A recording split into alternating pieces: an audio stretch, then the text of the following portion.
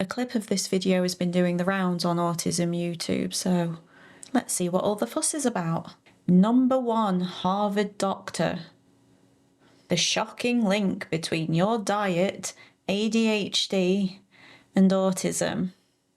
Right, let's see what the No.1 Harvard Doctor has to say. If a woman has obesity and diabetes, she has quadruple the risk of having an autistic child. But I want to go deeper, and most people don't know this. Something horrible has happened. Dr. Chris Palmer, the Harvard psychiatrist whose groundbreaking new research could be the missing piece to cure the mental health epidemic. Mental disorders are the leading cause of disease and disability. Why? Governments are actually labeling them as terminal illnesses and to allow people to die by assisted suicide. And they're going to allow them to die because they know what I'm saying is true. They know there are treatments fail people year after year after year. And what I'm here to say is you can, in fact, get better. Struggled with mental illness myself, 20 years. I tried myself The editing on this. several times. There was no hope for me whatsoever. And I was furious with the mental health field for being so incompetent. And I wanted to try to help. And the thing that people have not opened their eyes to is the science of metabolic health. And that there's tiny things in our cells that can heal and recover people who have had chronic mental illnesses. Really? Yes. And if autism is genetic, it shouldn't quadruple in 20 years. These are facts, and we can do something about it today. That was some dramatic editing.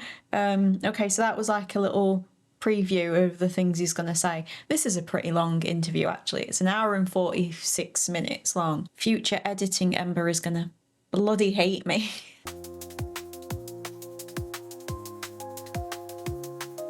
So while I skip the bit of the video where the host guy begs for subscribers, why don't you think about subscribing to my channel?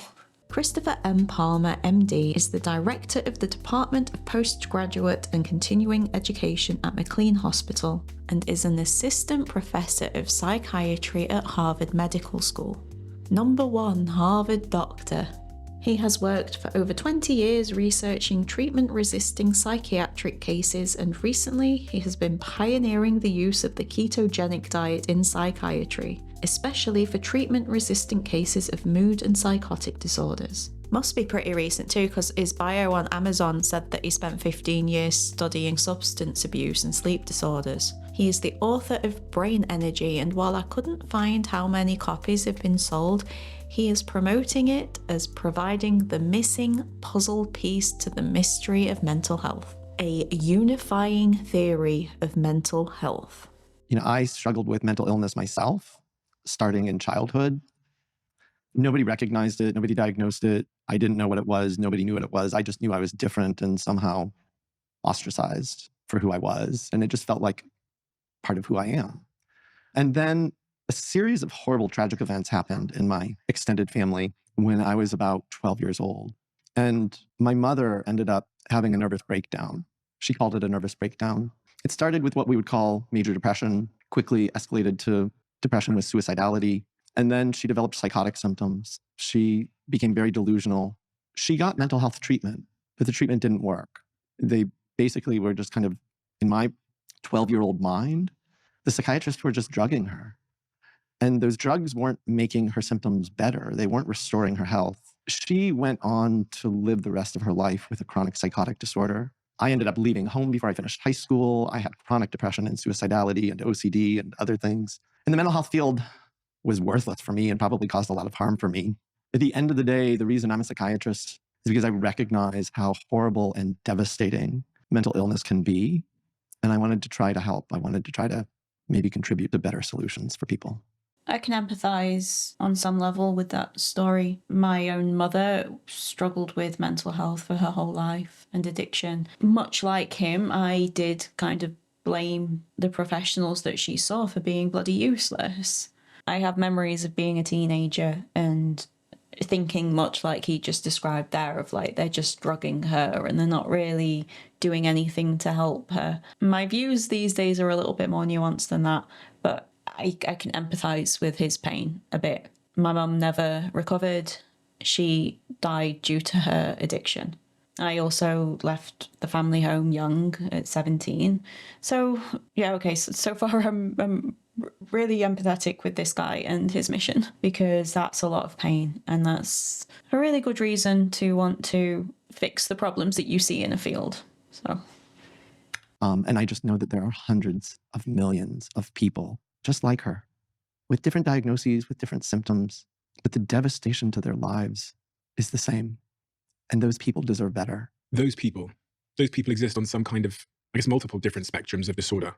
What are those spectrums of disorders? And what are those disorders that you're referring to when you say those people are the people that I want to help? the title of the video is very specifically ADHD and autism. I know he's saying anyone diagnosed with a mental illness, but we'll see what he says. People who are diagnosed with a mental illness, the diagnoses are all over the map. We have all of these different diagnoses in DSM-5-TR, the Diagnostic and Statistical Manual of Psychiatry, which is kind of considered the Bible of psychiatry. And it has all of these labels in it. Schizophrenia, bipolar disorder, major depressive disorder, alcohol use disorder, which most people know as alcoholism, other addictions, anorexia nervosa, but also autism spectrum disorder, or dementia that most people know as Alzheimer's disease. It's not really, is it a Bible? Is it fair to call it a Bible? I mean, he's the Harvard psychologist. If he wants to call it a Bible, then that's up to him. But I'm not sure that the Bible is constantly being revised and updated. When you look at the treatment outcomes for people who are getting treatment for those diagnostic labels, there is no doubt that our treatments do work for a lot of people, millions of people. And so millions of people are helped. Their lives can be saved by the current treatments that we have. And I'm not here to take that away from anyone. So for people who are getting treatment and those treatments are working, keep getting that treatment. But there are far too many people, just like my mother, who did everything they were asked to do, who took all of the pills, who showed up for their therapy appointments, who did everything they were asked to do, and they're not getting better. Mental disorders as a whole are now the leading cause of disease burden and disability worldwide. And it's not because those people aren't getting treatment. Many of them are getting treatment. Yes, there are people who can't afford treatment or can't get access to care, but a lot of people are getting treatment. I work at one of the best. I do find the language a little bit vague. There's a lot of, and a lot of, and there's a lot of, and there's a lot of. In my experience, getting access to adequate treatment for mental health care is still incredibly difficult. It's not just about being able to afford it, it's about accessing it to begin with, finding it being available. He initially started talking as if well, most of the time the treatments that we offer are going to work, and that there's a few people who are treatment resistant, and those are the people I'm trying to help. But now I feel like the language is veering a little bit more generally of there's a lot of people who are just not getting help from mental health professionals. I'm not sure if those things are the same. One of the best psychiatric hospitals in the world. And we see patients that aren't getting better. We see them all the time, day in and day out. The crisis, the tragedy is that some governments are actually now moving to labeling mental illnesses as terminal illnesses. The Canadian government, in March of 2024, is going to allow people to die by assisted suicide because of a treatment-resistant mental illness. Really? Yes. They're going to allow them to die. And they're going to allow them to die because they know what I'm saying is true. They know that our treatments fail people year after year after year. And those people become desperate and hopeless. So I don't think they're letting them as of March 2024. I think it's been delayed until 2027. I don't think that's the current state of things in Canada. The UK is now labeling some people with eating disorders as terminal eating disorder. Again, some people. I searched it and I could find a few articles about whether or not we should call things terminal, but I couldn't find anything about generally calling mental illnesses terminal by government. I'm sure he knows stuff. I'm sure this is a man who does work as an assistant professor at Harvard. I'm not here to debunk him. I'm here to react. But yeah, I wish he would just be a little bit more specific than the UK government has declared some people this. Tell me the details. Tell me actually what's happening there. Treatment's just not going to work for them. So let's call them terminally ill with an eating disorder. If treatment is working for someone, If they're taking a pill and it's working, fantastic. You're lucky. It's not just treatment or no treatment, though, is it? Like, treatment works or it doesn't work. Surely, like, your environmental circumstance and your individual motivation and whether you have, like, other disabilities or other limitations in your life also comes into it somehow. Like, I don't think that we can just say that if treatment's not working for a person, that must mean that it will never work for them. They're resistant to it. I feel like he doesn't talk much about environment, but we'll see. For all of those people they might have extreme anxiety, depression, schizophrenia, OCD, these extreme sort of mental health disorders. What is it that you want to put into their hearts and minds? What is it that those people need to know? If you have been trying treatment and those treatments aren't working for you, please don't give up. There is hope. You can, in fact, get better. If you understand the science, you can get better. What is the state of mental health as we sit here today? And how has that changed in the 28 years that you've been at Harvard and working in this field? Tragically, I actually feel like they haven't changed a whole lot. If you look globally at the problem of mental illness is increasing. Prior to the pandemic, about 1 billion people had a mental or substance use disorder, representing about 13% of the world's population. And that was just in one given year, 2017. The pandemic added insult to injury, and rates are much higher now. And the rates of mental illness have been increasing across a wide range of diagnostic categories. Rates of autism in the United States over the last 20 years have quadrupled. Rates of ADHD are up and through the roof. Rates of bipolar disorder in adults. A lot of people think bipolar disorder, that's genetic. Well, in adults in the United States over the last 20 years, rates have doubled. Is it just me? Or he keeps doing this. He keeps doing and there's a lot of this and there's a lot of that and there's a lot of this and this is increasing and that's increasing in the world. It's giving Gish Gallop a little bit. And I don't like that. That raises red flags for me. Because I know because I've seen the clips, I know what he's going to say. He is going to blame environment in a way, but not in a kind of materialist analysis kind of way. I would say that these things are probably increasing because never before in the history of humanity has inequality and the troubles of the world and the pressures of life been so stark and in our face all the time. You have huge numbers of young people now struggling with their mental health. And I think there's just a lot of environmental reasons for that, a lot of societal reasons for that, a lot of social reasons for that.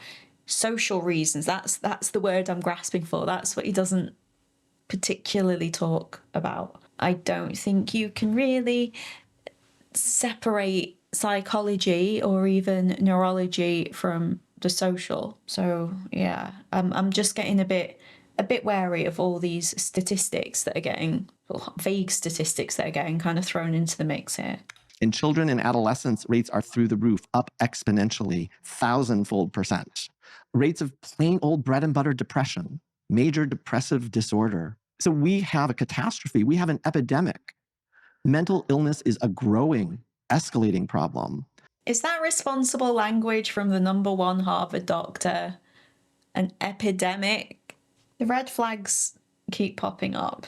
I don't like the E word when it comes to mental health or neurodivergence. And I wish that I could say our treatments were dramatically better. There is no doubt we do have new treatment options. But the real answer is the medications that we have are no better than the old medications because they're all based on the same mechanisms. They don't work for everyone, and they even fail to work for most people. In the largest study ever done of depression, when people come in, the first antidepressant treatment, only about 30% get a remission. That means 70% still have major depressive disorder. They have enough symptoms to still... Again, he's mixed things as well, because at first he was talking about all treatments for all mental health and how they don't work even for most people. And then he's, to back that up, talked about a study of people with clinical depression and their first round of treatment. Now, as someone who lived with somebody who was clinically depressed, I know that it's a bit of an experiment as to what treatment's going to work for an individual. So I imagine that to enter remission after the first round of treatment would be probably rare. And also due to the fact that people who have like a major depressive disorder or clinical depression usually don't have the best lives. Like, there's usually some things that have caused the depression, and the pills don't make that stuff go away. And without kind of knowing that, like, how can you draw conclusions about the fact that the first round of treatment only worked for 30% of people, and use that to support what you've just said about how most of the treatments that we have actually don't work for most people? I don't think those two back each other up. Even if the pill helped them a little bit, it didn't help them enough to make enough of their symptoms go away. Now, even those 30% who got a remission, many of them are still having low-grade symptoms. Like, all of their symptoms didn't go away. And after 4 levels of treatment, the original published report said that 67% got a remission after 4 different types of treatment for major depressive disorder. That means 1/3 of patients are still clinically depressed. I don't think I've ever heard anyone say that, like, just the pill or just the treatment is enough. If the causes of the depression or the anxiety are not addressed, I don't know. I think it's weird the way he's talking about it. If we look at more quote unquote serious mental disorders like bipolar disorder and schizophrenia, the results are abysmal. One large study of 6,000 patients with schizophrenia, only 4% of the patients got a recovery, meaning that their symptoms were in full and complete remission. They had a decent quality of life, and that they were able to function in the world. They were able to have a job or go to school. Only 4% of people with schizophrenia got that using our best treatments available today. So there was no way that I could look into all of his statistical claims. That's why I was getting Gish Gallop vibes, you know? But, like, I searched remission rates, schizophrenia, and, like, various other similar phrases, and I didn't see a number as low as 4%. I'm sure the study that he is referencing exists, and I'm sure he cites it properly in his book, but I can only imagine that it's using a very narrow definition of recovery that for some reason includes getting a job. Quite common rebuttal that the reason we're seeing this rise in mental health disorders is just because there's more of a conversation about it, so more people are stepping forward, we now have a word for it, so there's just more labeling, and these mental health disorders, like the ones you've named, and even things like ADHD and autism, it's just because there's more conversation going on. And these things aren't, in fact, increasing. That is a common argument. And I would argue that it's like just putting your head in the sand. The easiest place to get an accurate read on the true prevalence of mental illness, and not just the recognition of it, but the true prevalence of it, is to talk to school teachers who've been teaching for more than 30 years. If you ask them, that is not a sufficient rebuttal to that argument at all. Yeah, it's like burying your head in the sand. And if you talk to school teachers were a part of the society 30 years ago. They had the same understandings as the rest of society did 30 years ago. They didn't know something special. I've heard stories about school teachers from 30 years ago and things, talking about their neurodivergent students in just the most disgusting way. Just like, oh, the devil children, the stupid ones, the retarded ones. Half of my, like, family, like my mum's family especially, half of them were abused. The girls especially were abused by their family members, and they went to school every day showing signs of this abuse, showing signs of mental health problems because of that abuse. No school teacher did anything because that's not what school teachers did back then.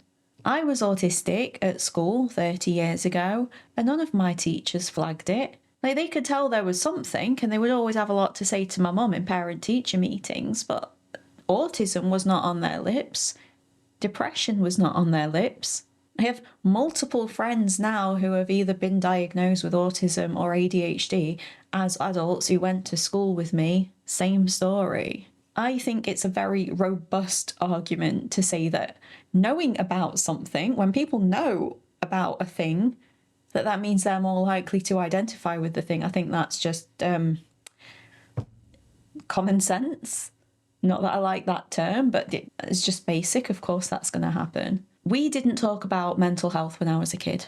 I remember that becoming a thing and kind of bleeding in from America to much resistance from the Brits of caring about that kind of thing. I have spoken to old people who have told me straight up, like, oh, we didn't have the word for it back then, but that's what it was. We didn't know what it was, but that's what it was. We just thought that my dad had changed after the war, but we'd now call it PTSD. Anyway, let's hear what the teachers have to say. If you ask them, were you just not recognizing the children 30 years ago who were screaming and tantruming in your classroom? Were you just not recognizing the children? 30 years ago, as a child, if you were screaming and tantruming, you get slapped. Maybe not 30 years ago, but like close to it, close to it. Children these days feel freer than children have ever felt, and that is a good thing. And of course, that is going to mean that teachers now do see a lot more behaviours because they weren't beaten out of them at home first. Who were melting down when they got bad grades and injuring themselves in class? Were you just not recognizing the level of despair and anxiety that you see in children?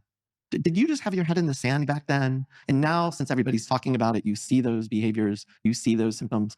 The school teachers and the guidance counselors will laugh at you and say, no, something has happened. No, silly. That is such a condescending response to the argument of the social model, to the argument that awareness always leads to an increase of prevalence. Like your left-handed example with the graph, and it looks like it's exponential, and then it peters out because now that we don't bully kids and beat them up for being left-handed, there's more of them around. I'm pretty sure that teachers, back when you did bully kids for being left-handed, saw fewer of them in their class because they had already been bullied at home by the time they even got to the teacher. So even if the teachers themselves had the knowledge and concept of things like ADHD and autism and depression in children, which they didn't, because they were a part of a society which didn't, even if they could, they would have been seeing fewer children exhibiting these behaviours because those children were probably being abused at home. Continue. Something horrible has happened. I wasn't ignoring mental health 30 years ago. I wasn't ignoring despair 30 years ago. I wasn't ignoring extreme anxiety and panic. I wasn't ignoring tantrums in my classroom 30 years ago. They are skyrocketing in prevalence. If we look at emergency room. I love how he's made that argument turn into why are you being so mean to teachers? The one that brought teachers into this. We have a crisis in mental health in emergency rooms.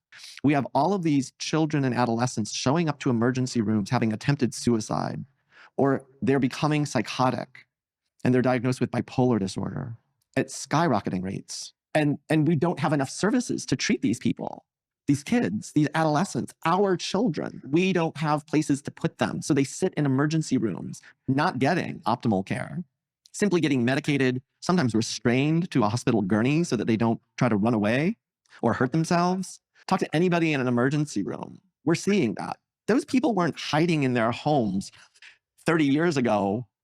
Something's happening. How do you know they weren't hiding in their homes 30 years ago?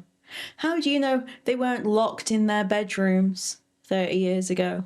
I do think there's probably a lot more people taking a more varied cocktail of drugs and substances.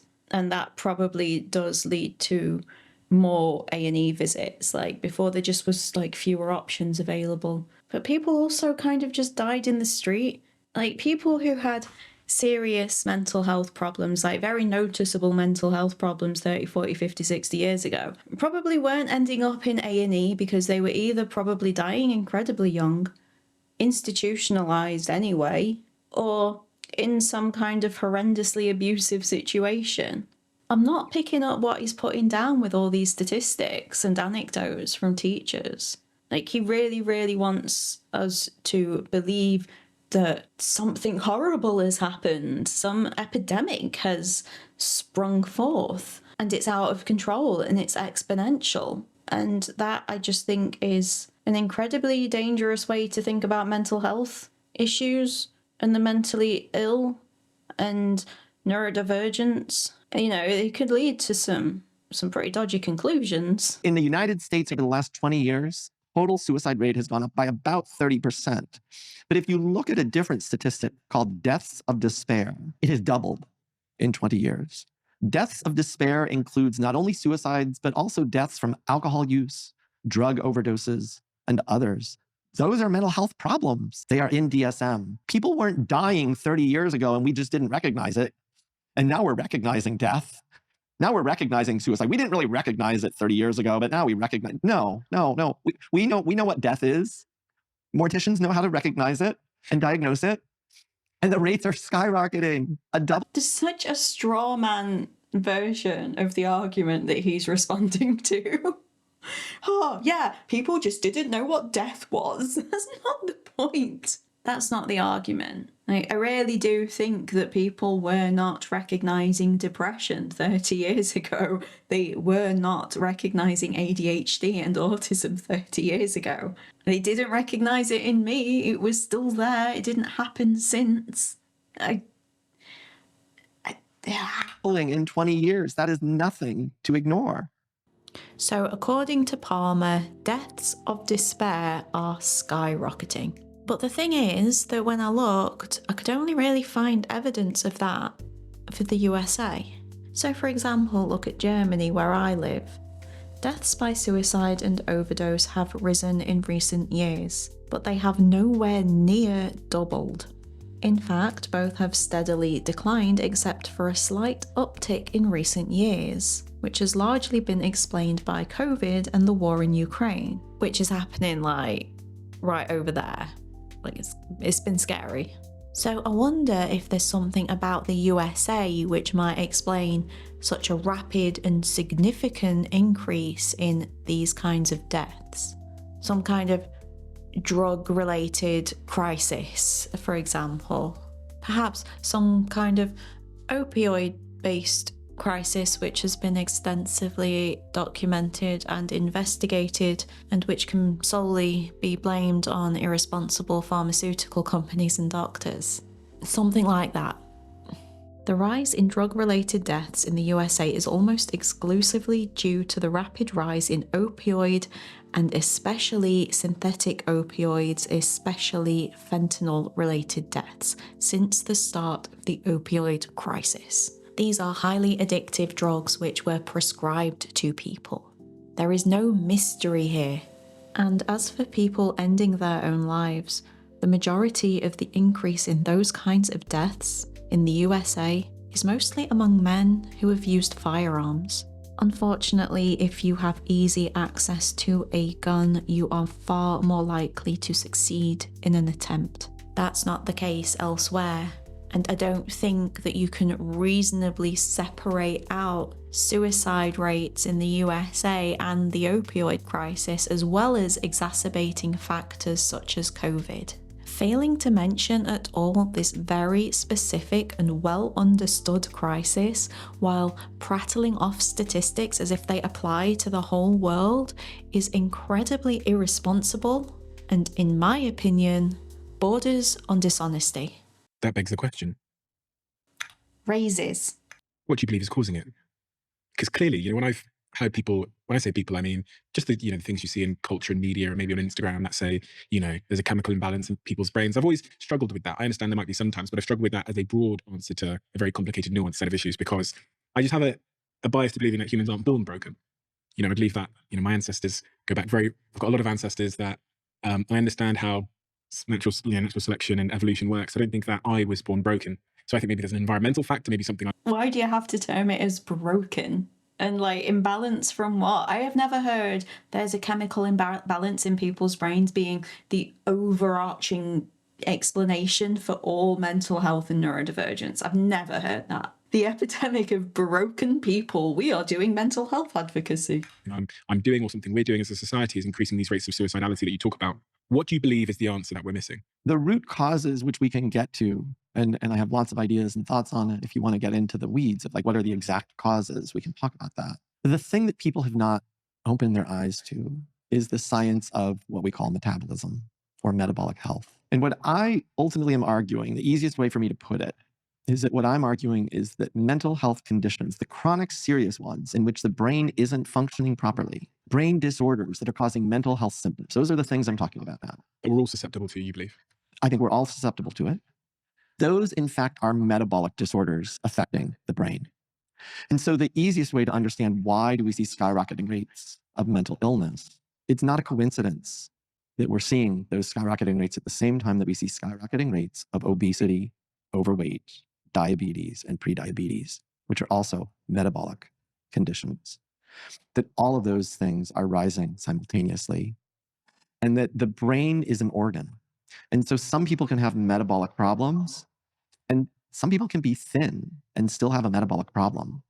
So I'm not at all saying that obesity is the only driver, because a lot of times people think about it in that way. So are you saying obesity comes first and then everybody gets a mental illness? No, I'm not saying it that way. Good. Sometimes the mental illness starts first because it's a manifestation of metabolic dysfunction in the brain. And it basically means the brain isn't working right. And so somebody might have unrelenting depression or unexplainable anxiety or psychotic symptoms or bipolar symptoms or eating disorder symptoms or substance use disorder symptoms. All of those things are a manifestation of metabolic dysfunction in the brain. Can you explain metabolic dysfunction to me like I'm a 10-year-old? The easiest way to explain it is that our bodies and our brains are made up of cells. And all of our cells need two essential things to function properly. They need food, oxygen. Those are the big ones that most people know. It gets much more complicated fast because food contains all sorts of nutrients. So we need certain vitamins and nutrients, and hormones are playing a role. All sorts of things are playing a role. But at the end of the day, that's what metabolism is. Metabolism is taking food and oxygen and keeping us alive. When something goes wrong with taking food and oxygen and turning it into energy, the cell can malfunction. And when it happens in your brain, it means that your brain can malfunction. And the way that we know the brain is malfunctioning are all of the symptoms of mental illness. What goes wrong? Why does it go wrong? So the real answer is it's extraordinarily complicated. There are many pathways in metabolism. There are many things that play a role. But the easiest way to understand it and the way to unify it, and this is new cutting edge information. Most people don't know this, but there are these tiny things in our cells called mitochondria. And they are actually the primary sites in our cells that food and oxygen are getting converted into energy or building blocks for our cells. When you do a deep dive into the science of mitochondria, you can actually begin to understand what's happening in the brains and bodies of people with mental illness. And you can begin to understand all these very complicated things, like why would neurotransmitters become imbalanced? What's causing a hormone imbalance? What's causing higher levels of inflammation in the brains and bodies of people with metabolic and mental disorders? What about the gut microbiome? How does that play a role? But what about stress and trauma? Psychological stress, trauma, how do those things fit in? Mitochondria are actually the scientific way to begin to connect all of those dots and help. Is that because they're in every cell? Mostly every cell. Is saying that the way we unify all of this, first, do we need to unify it all? Is that a reasonable thing to want to do? And then the way we do it is because mitochondria, we'll see what he has to say. It's to do with cells. Yeah, well. I was reading about how early psychologists had physics envy because they wanted to be able to do like maths and logarithms and things, but like human beings were too messy. I kind of get physics envy vibes from his unifying theory of mental health. If, like me, you think there needs to be more media by autistic people for autistic people, then please consider subscribing to my channel. I've been making neurodiversity-centered video essays for about 4 years now, and this is the best job I have ever had. But it is slow going. I barely earn anything from YouTube, and it has been a constant struggle this year to get my videos seen. So subscribe, like, comment, all of this engagement really does help. And the best way that you can help my channel right now is the next time you see one of mine pop up on your homepage, click on it, watch it, and come back for more. Also, if you like what you see, I have a Patreon. Help us understand why the brains of some people, quote unquote, malfunction, or why they are dysregulated, might be a better way to put it. Mitochondrial dysfunction, as nerdy and sciencey as that is, can help us connect the dots. What do I need to know about the mitochondria? He's called mitochondria both scientific and sciencey. I mean, it is. The mitochondria, what it is. I know it's in every cell of my body. Is there anything else I need to know about it before we explore these through lines and how all of these other things come back and connect to the mitochondria? So mitochondria are present in most cells in the body, not every single human. The glaring example are red blood cells, which actually lose their mitochondria. So most people know mitochondria as the powerhouse of the cell, which means they take food and oxygen and turn it into ATP. And that's what most people learn in school. They're the powerhouse of the cell. But I'm here to tell you they are so much more than that. There are hundreds or thousands of them in most cells. They are highly dynamic.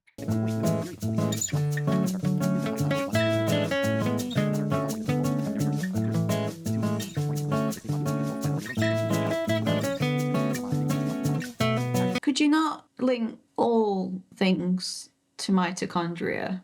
Because he's saying, well, they do everything. They're the powerhouse of the cell, but also loads more than that, actually.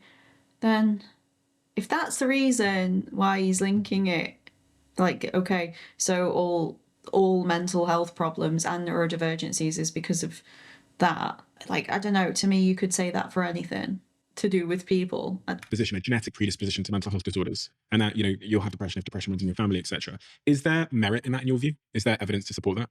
Absolutely. So we know that mental illness runs in families. Genes explain some of that, but not all of that. The environment actually can influence things called epigenetic factors, which are factors that control the expression of genes. They turn genes on or off. And those epigenetic factors are actually inheritable. You can inherit them from your parents. And so it's not all strictly genetics. Some of it is epigenetic. So first and foremost, there are no genes that are specific to specific disorders.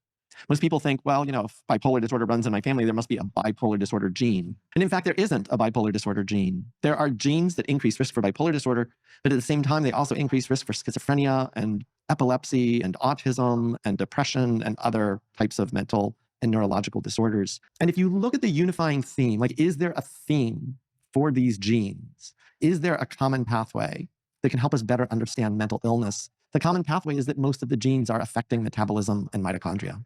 One research study that came out a couple of years ago, researchers have been looking for years at a high-risk gene for schizophrenia. And we know that people who have this very, very rare gene, so almost nobody has it, but if you do have it, you're at high risk for developing schizophrenia. And the researchers did this deep dive into trying to understand what exactly is this gene doing. And at the end of the day, they said it's affecting mitochondria. And that is probably how it is causing schizophrenia. Metabolism, that happens as a result of the work of the mitochondria. Is that accurate? So make sure I'm clear on them before we proceed.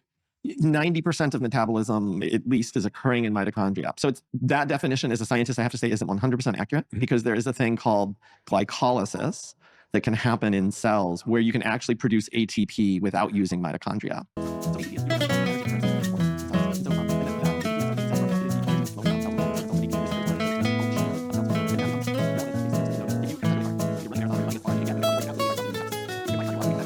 So let's use some of those examples that you gave earlier. You talked about stress and trauma and these kinds of things. I'm really keen to know how a traumatic event can have an impact on your metabolism, your mitochondria, which then manifests as a mental illness.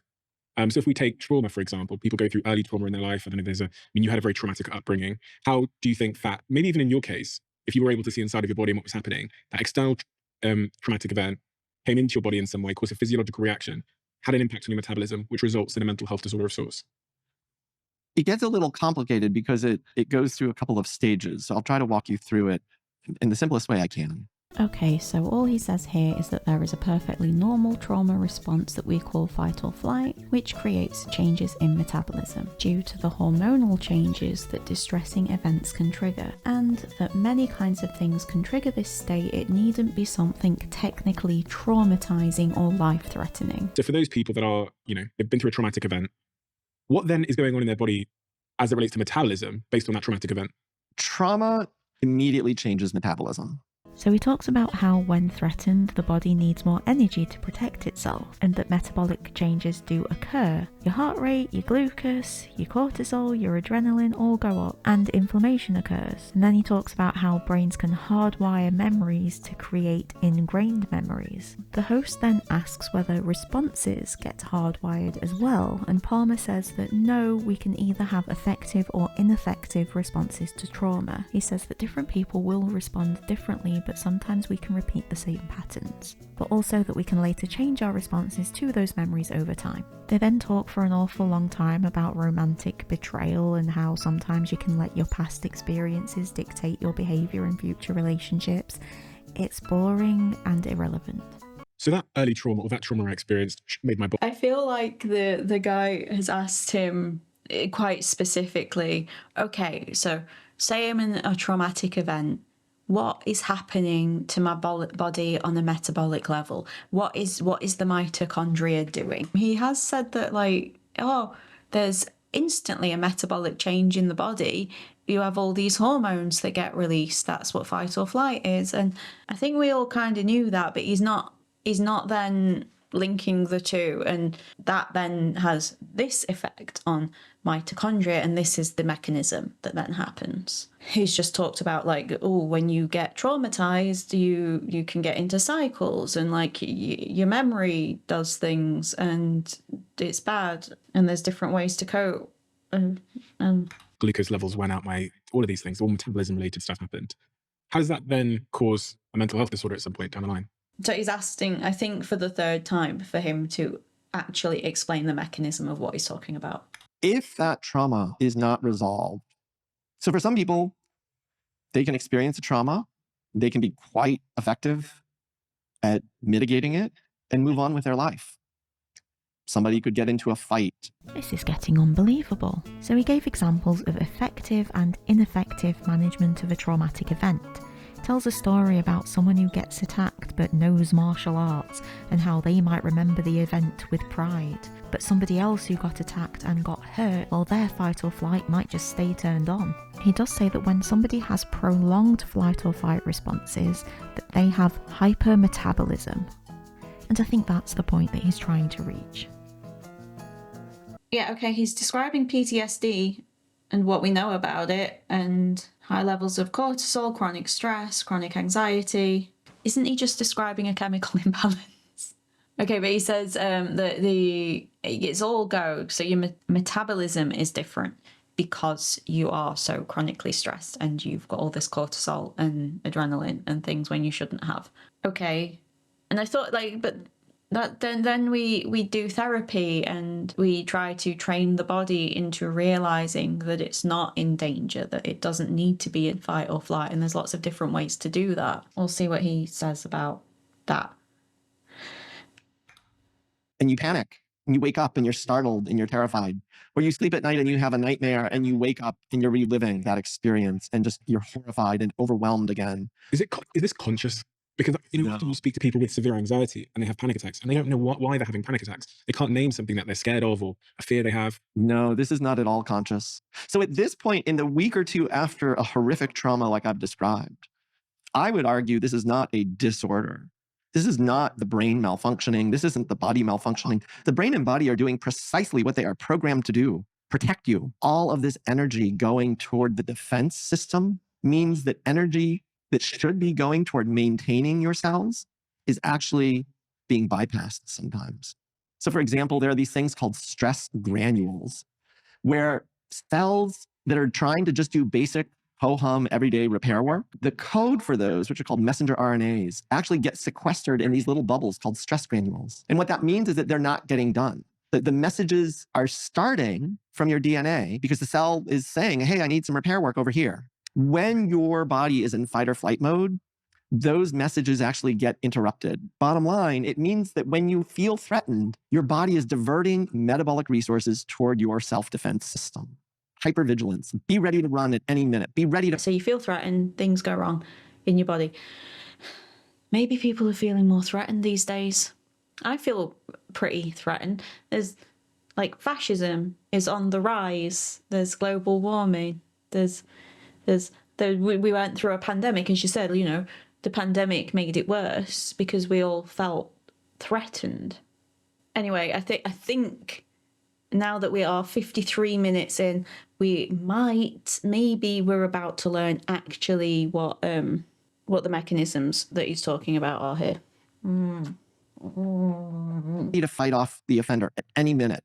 You cannot feel safe. Don't feel safe. When that goes on for a prolonged period of time, your cells can fall into a state of disrepair because metabolic resources are not going towards cell maintenance. If that occurs long enough or in a severe enough way, It means that some of your cells can now fall into a state of disrepair and they can begin to malfunction. If it's happening in brain cells, that's when I would say the person has crossed the line from a normal survival reaction to trauma. If their cells in their brain begin to malfunction now, that can turn into what we call a mental illness.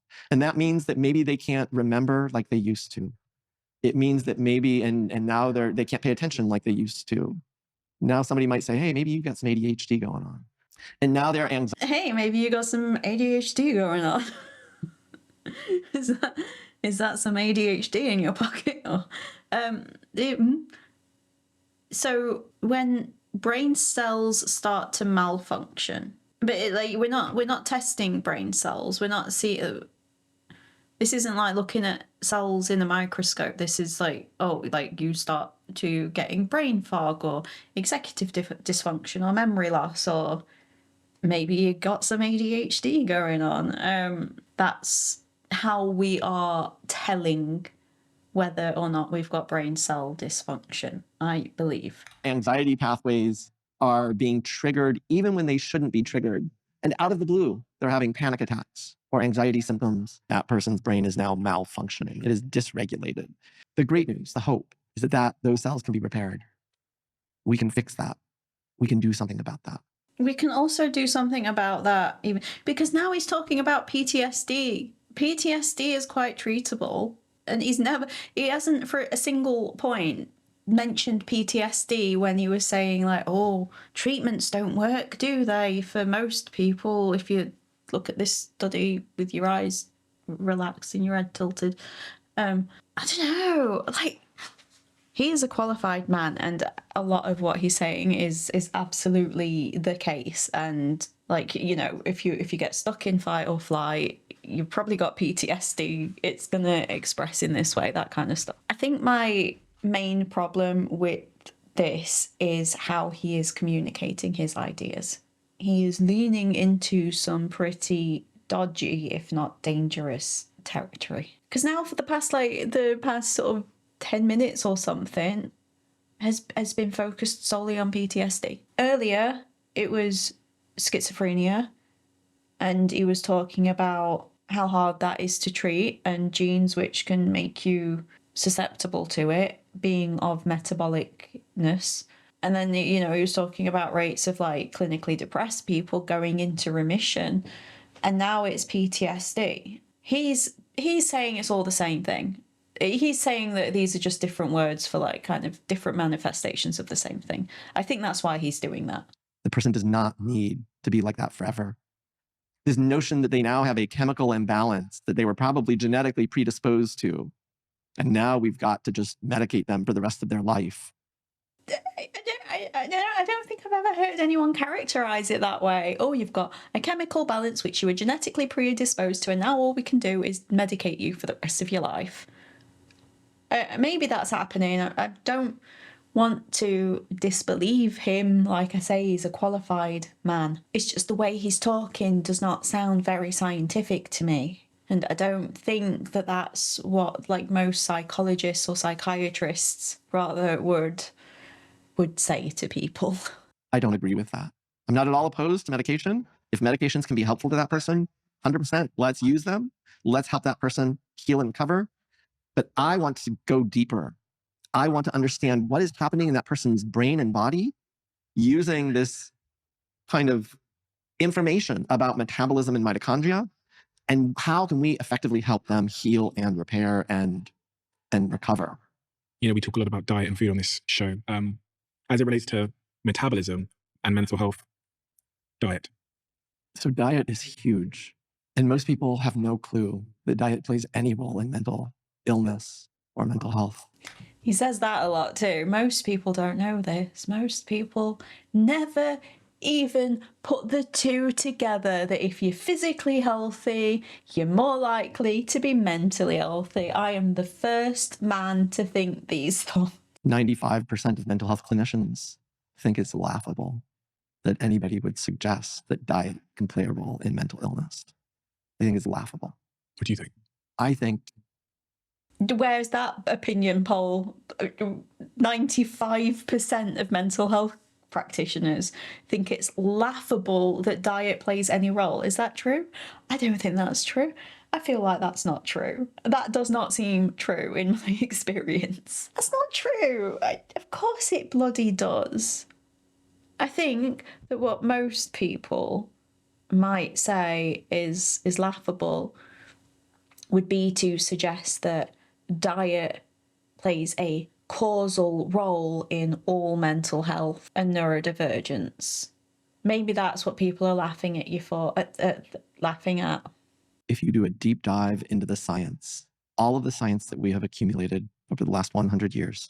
He goes on and on about like no one opening their eyes and nobody's talking about this. And then he goes on to list a bunch of studies and research papers and things that are into the theory that he's touting. Like he says, oh, people aren't taking this seriously. Like if other experts in your field aren't taking it seriously, then maybe that's because the evidence isn't there. If you do a deep dive into all of those neuroimaging studies that we've been doing, all of the genetic studies we've been doing, all of the neurotransmitter and hormone studies and trauma studies and adverse childhood experiences studies, if you do a deep dive into the science and you understand what is happening in the brains and bodies of people as a consequence of those things, or what could be causing those things, if you put it all together, you come to this soundbite that mental disorders are metabolic in nature. And there is no questioning whatsoever. It is incontrovertible that diet plays a massive, huge role in metabolism. And therefore, I believe very strongly that diet might be playing a role in the mental health epidemic that we are seeing. And it also might provide an avenue of hope and healing and recovery. And I use the word might as... So he said, what did he say? That definitely diet plays a part in metabolism, and I'm not going to argue with that. A deep dive into all of the science for the past 100 years shows that if you had to put it in a soundbite, it's all to do with metabolism. Metabolism is how your cells convert things into energy, right? I'm not arguing that they're not connected, because how could you argue that it's not connected? Because it's like literal cells that you're talking about. Like, of course that has to be connected to like everything. I don't think yet he's explained anything causal. And he even couched his language there where he was like, okay, if you had to put 100 years of research into a soundbite, you could say it's all to do with metabolism. And also, we know that diet is definitely to do with metabolism. And so he said, I think we could probably say that diet is linked to mental health. And it is, of course it is. Again, I wouldn't know anyone who said it, who would say it isn't.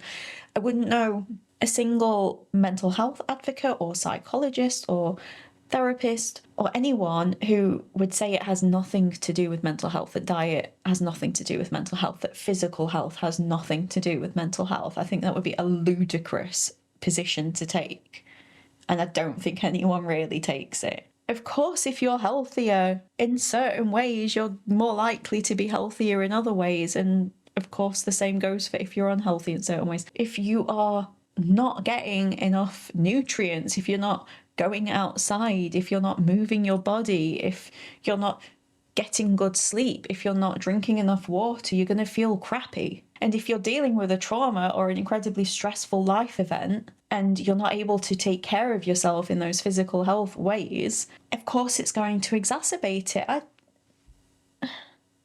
I keep waiting for the explanation that's going to make it all make sense. And I use the word might as the scientist in me, as the clinician in me. I know without certainty it can heal and recover people who have had chronic, horrible, debilitating mental illnesses. I thought that maybe it could just be me.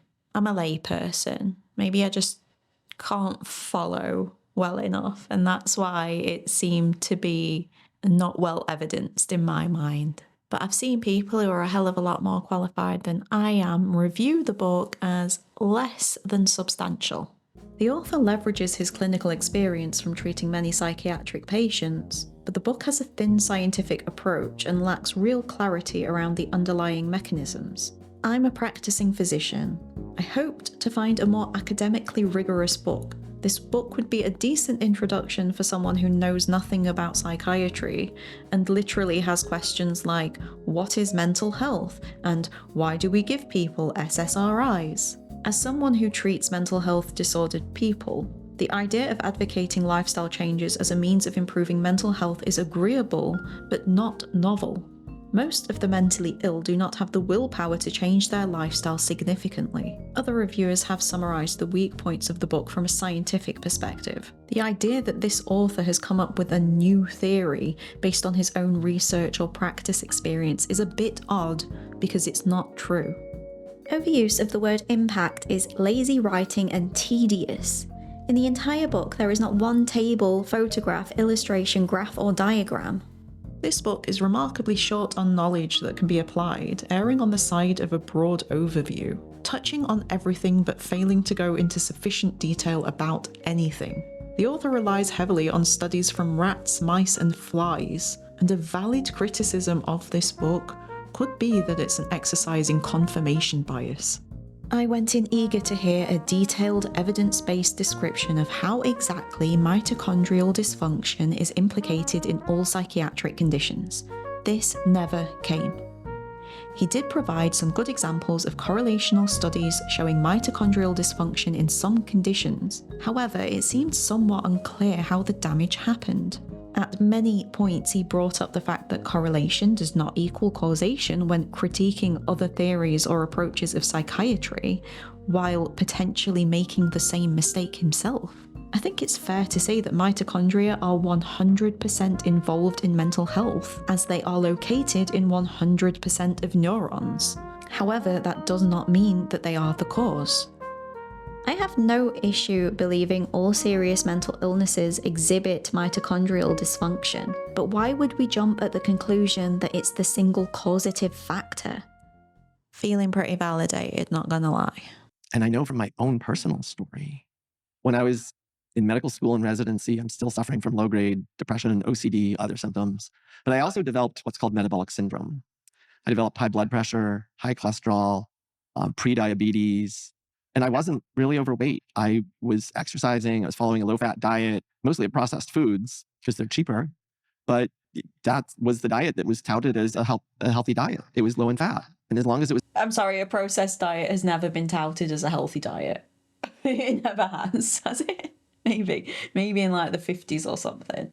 And at no point was anyone saying that as long as you don't eat fat, it doesn't matter what you do eat, you're fine, that's healthy.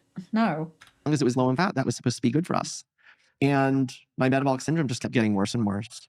And so at some point, in order to treat my metabolic syndrome, I changed my diet to essentially a low carbohydrate diet. And within 3 months, my metabolic syndrome was completely gone. But the thing that just dumbfounded me was that my mental health was better than it had ever been in my entire life. And I just couldn't believe what I was experiencing. I didn't know that I could be that kind of a person. I didn't know that I could be happy and positive and energetic and confident. I had no idea. I didn't think that was in me. So when his metabolic disorders got better, when he wasn't pre-diabetic and he didn't have high cholesterol and bad blood pressure, he felt better.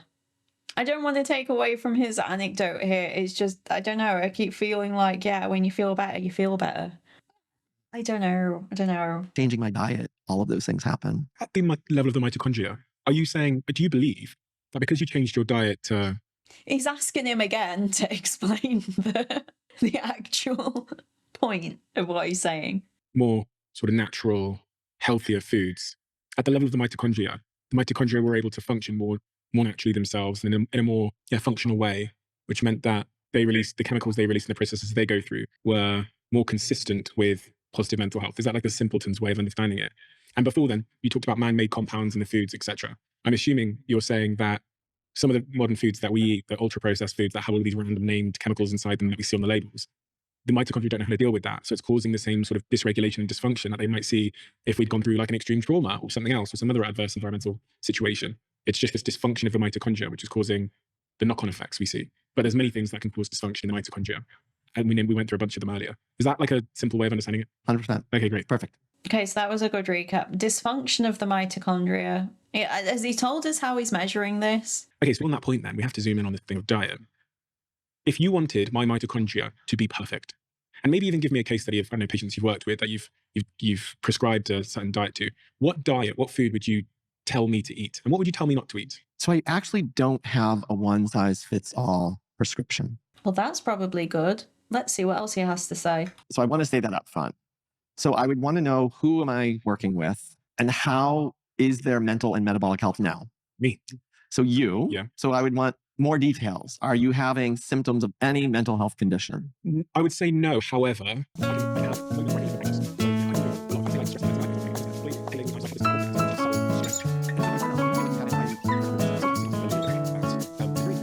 Man with zero problems tries to make it seem like he's got something to talk about. think of something, and then I get the same kind of like, it's almost like the fight or flight response has just kicked in. But you think of something adverse or stressful? Yeah. So the one thing I would say about that, my strong guess based on just what you've said, is that that level of stress and anxiety is quote unquote normal. Okay. Because you are sensing, I have to go do something that's really scary right now, or I have to go do something that's going to ruin someone's life, or that might threaten I'm a horrible my person success. and I'm feeling some way about normal it. and actually healthy to have anxiety and stress in those situations.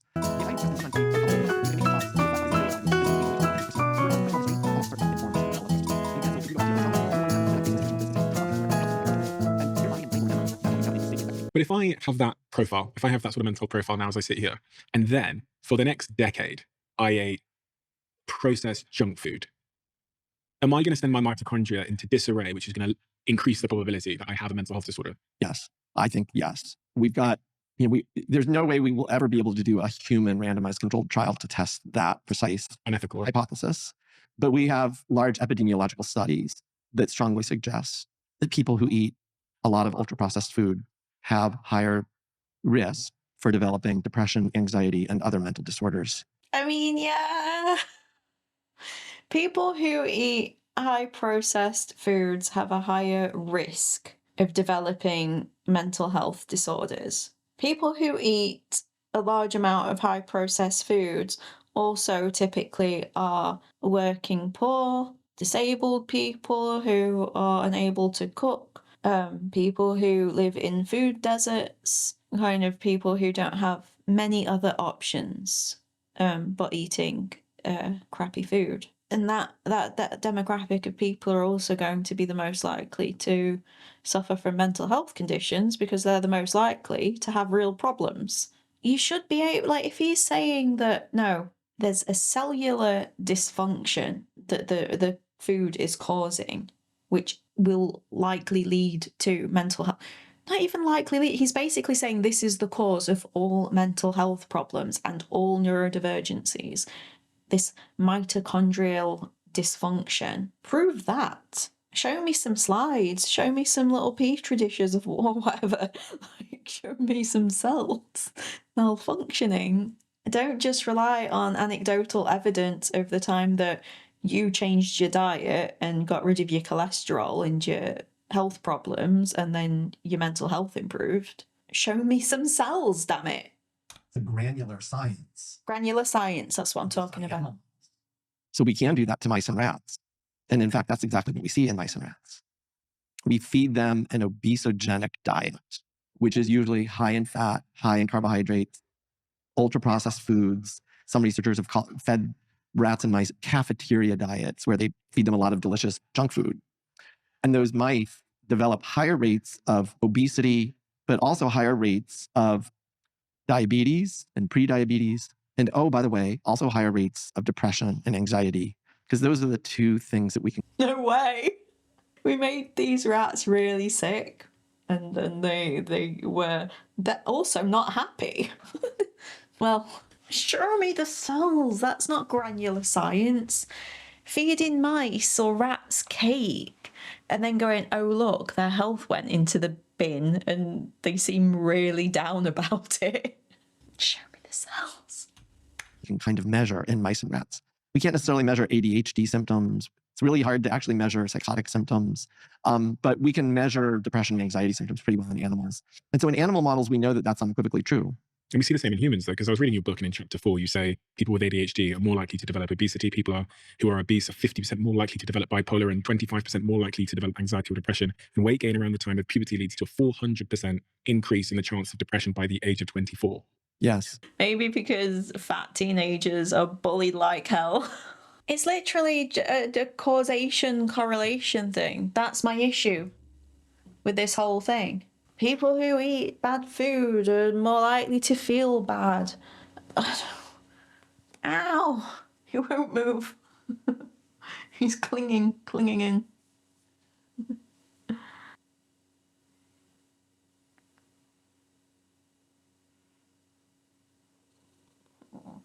Yeah, this is my main issue, I think, with this so far. I haven't seen any causal evidence, I don't think. To be fair, I think probably there is something to be said about like diet and things and like helping people access physical health. Making sure people do have access to fresh food that is nutritionally balanced, making sure people are able to go outside even if they need help to do so. But I don't think that's a very controversial thing for me to say either. I think that's kind of widely accepted. And insulin resistance at age 9 increases your chances of developing a psychotic at-risk mental state, which is like meaning you're at high risk for developing schizophrenia or bipolar disorder, 500%. And Alzheimer's? All mental disorders are associated with an increased risk of Alzheimer's disease. And the thread that unites all of these problems is metabolism. Metabolism. And at the end of the day, you have to talk about mitochondria in order to understand metabolism. 93% or so of US residents will have at least one of the biomarkers of metabolic syndrome, meaning they have prediabetes or abnormal lipids or high blood pressure or abdominal obesity or abdominal fat, excessive abdominal fat. So what do we offer those 93%? So those people, diet interventions would absolutely be a part of a healing strategy, a part of it. Not the only strategy. I would want to know about their sleep. If so many people have metabolic disorders, then wouldn't there be even more mental health problems, like 90-odd%? And also, is being malnourished not also a metabolic disorder? It doesn't talk about that. It's all about obesity and eating too much and eating the wrong foods. There's nothing, I don't think, about being malnourished and what that can do to you. I would want to know about substance use. I would want to know about medications, lots of things. Could you give me a case study then? Maybe a more extreme case study from your practice that you've seen. I can give you the simple cases which probably apply to the majority of human beings on the planet. But if it's okay, I'd rather give you the extreme case. Actually, I think I'd rather hear about the thing that applies to all people on the planet, but because outliers are typically statistically dubious. Because a lot of people are skeptical. They probably hear me saying this and they think, well, you're just talking about general health and wellness. What about people with real mental illness? What about people like your mother whose lives were decimated by mental illness? This doesn't have anything to do with them. And what I'm here to say... It doesn't have anything to do with them. Of course it has something to do with them. The way he's framing everything is disingenuous. That I think I am comfortable saying. Yeah, people might be saying that you're talking about general health and wellness because so far you kind of have been. But yeah, actually, maybe that also would apply to people like your mother. I don't know anything about his mother or how healthy she was, but like, of course it applies. Say is, no, actually, this has everything to do with them too. But yes, it applies to just common everyday people. So one story that I will just share because it's probably one of the most powerful stories I know. So she was a woman who actually had a horrible abusive childhood, lots of trauma. By the time she turned 17, she started having daily hallucinations and delusions, was diagnosed with schizophrenia. Over the ensuing decades, she tried numerous antipsychotic, mood stabilizers, antidepressants, and other medicines, but none of them stopped her symptoms. She remained with all of the symptoms of schizophrenia. She ended up gaining a massive amount of weight. She ended up weighing about 330 pounds by the time she was 70. Her life was devastated by this diagnosis. She had a court-appointed guardian to manage her financial affairs and other affairs. She had professionals coming into her home to help her with paying bills and grocery shopping and stuff like that because she couldn't do it for herself, which is not at all unusual for people with schizophrenia. And between the ages of 68 and 70, she tried to kill herself at least 6 times and was hospitalized for those suicide attempts. She hated herself and she hated her life. When she was 70 years old, her doctor told her, "You're overweight and you need to go lose some weight." She was referred to a weight loss clinic at Duke University where they just so happened to be using the ketogenic diet as a weight loss tool. And so she tries the ketogenic diet. And within 2 weeks, not only does she start losing weight, but she notices a dramatic reduction in her hallucinations and delusions. Within months, all of her symptoms of schizophrenia were in full and complete remission. She starts tapering off her psychiatric meds. Within about 6 months, she was off all of her psychiatric meds, and her symptoms of schizophrenia remained in remission. Doris went on to live for another 15 years, symptom-free, medication-free, out of psychiatric hospitals, no more suicide attempts. She lost 150 pounds and kept it off until the day she died.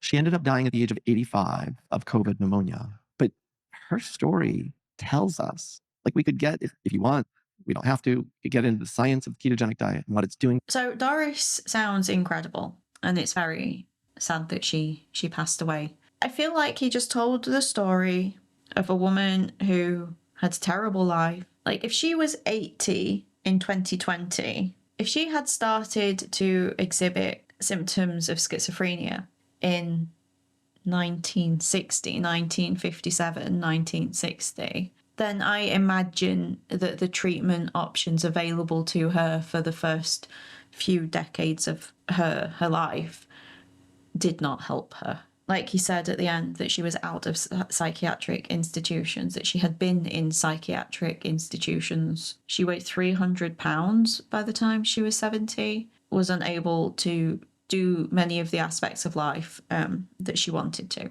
She then, for the first time ever, got help with eating healthily and probably also physical exercise. And her symptoms improved while she was still on treatment she was still taking medication for her condition. I don't feel like this is proving what he wants it to seem to prove again. Sometimes people do just need a bit of help to be treated like someone who has some hope, to be given something to work on long term, like your health, like losing weight. That's like a goal that you can work towards, and then getting help that you need to work towards it, a purpose. All of those things are incredibly powerful psychological things, psychological impacts. I don't want to take anything away from this lady if she thanks the keto diet for that, because it led to her losing the weight and being able to do more things for herself and improving her life and getting out of psychiatric institutionalization. Then good for her. I'm glad that she found that help. But I am afraid of what he is about to use this anecdote to say. He makes it sound like, oh, she did everything. She tried all the advised approaches, and maybe she did, but like, she's old. Treatment of schizophrenic patients back then was just trauma. It wasn't what we would consider to be now best practice. Maybe she had been finally treated like a human being. Maybe that made a difference. We'll never know. Like, we could get, if you want, we don't have to, we could get into the science of the ketogenic diet and what it's doing to metabolism and mitochondria. I'd love to know. But there's an I'd love to entire know. story that helps us understand what happened to her and how exactly that resulted in her really spectacular and almost miraculous recovery. So unbeknownst to most people know the ketogenic diet is a fad diet. And a lot of people are really worried about it. They've heard that it's dangerous. It'll give you a heart attack. You'll die. Unbeknownst to most people, the ketogenic diet was developed over 100 years ago now by a physician for one and only one purpose. It was developed to stop seizures. The way he just describes it, like, most people think that, it's dangerous, it's bad for you, it'll cause issues, blah, blah, blah, blah, silly people. Most people have absolutely no idea what it even is for. Like, people like Harvard, your employers. So what are the known, established health risks of the ketogenic diet? Well, I figured that if I was appealing to his authority as an assistant professor at Harvard, then I might as well appeal to the authority of Harvard itself. Here's one article published on harvard.edu. Keto. It's probably not right for you. While the theory behind fat loss resulting from a keto diet is appealing, it does not hold up well in practice. It goes on to explain that most of the initial weight loss that you experience on a keto diet is more due to water loss. And anyway, that 50% of the people who try the keto diet can't stick to it because it's too restrictive and hard. Even if properly followed, a ketogenic diet is not intended to be adhered to long term, nor is it uniquely effective. Studies show that after 6 months, a ketogenic diet does not lead to significantly higher weight loss than other weight loss approaches. It then goes on to list the known risks of the diet. Deficiencies in thiamine, folate, vitamins A, E and B6, calcium, iron, magnesium and potassium. These can all lead to multiple health side effects. People who are pregnant or may become pregnant should be especially wary of following a ketogenic diet, as carbohydrate-restricted diets have been clearly associated with birth defects. People who followed keto in the year prior to conception were 30% more likely to have a child with a neural tube defect, specifically anencephaly or spina bifida. This is likely related to decreased folate intake, since many carbohydrates are fortified with folate. So people will argue that they just need some supplements and things like that. But again, those are expensive and you have to remember to take them. And you need to keep an eye to make sure that you're metabolizing the supplements properly. Most people are not going to do it properly, and there are so many risks. There are risks with doing it properly, and there are just ridiculous risks with making even small mistakes. Unfortunately, emerging research shows that a ketogenic diet actually increases the risk of cardiovascular disease. In a young, fit population of CrossFit athletes, following a keto diet for 12 weeks led to an average weight loss of 6 pounds, but increased bad cholesterol, LDL-C, by a whopping 35%. And emerging research that followed people for 12 years has now directly linked long-term ketogenic dieting with 2 times higher risk of heart disease or other negative cardiac events. In the section asking if it's good for anything, it says about epilepsy. Even in these cases, when it significantly reduces seizure incidence, keto is associated with adverse effects including dehydration, hypoglycemia, lethargy, metabolic acidosis, gastrointestinal symptoms, and elevated cholesterol. However, the quality of life improvements brought about by seizure reduction are compelling enough for some patients to follow the diet. And the article concludes by saying, though more longitudinal studies are still being conducted, early conclusions already suggest that a ketogenic diet does more harm than good for almost everyone. Another article on harvard.edu lists the keto diet risks. Cholesterol and a link with heart disease, nutrient deficiencies, liver problems due to the amount of fat the liver is expected to metabolize, kidney problems due to being overloaded with protein, constipation due to low fiber intake, mood swings and brain fog due to the brain not getting enough glucose. Oh, and in yet another article published on harvard.edu, it says, we have solid evidence showing that a ketogenic diet reduces seizures in children, sometimes as effectively as medication. Sometimes as effectively.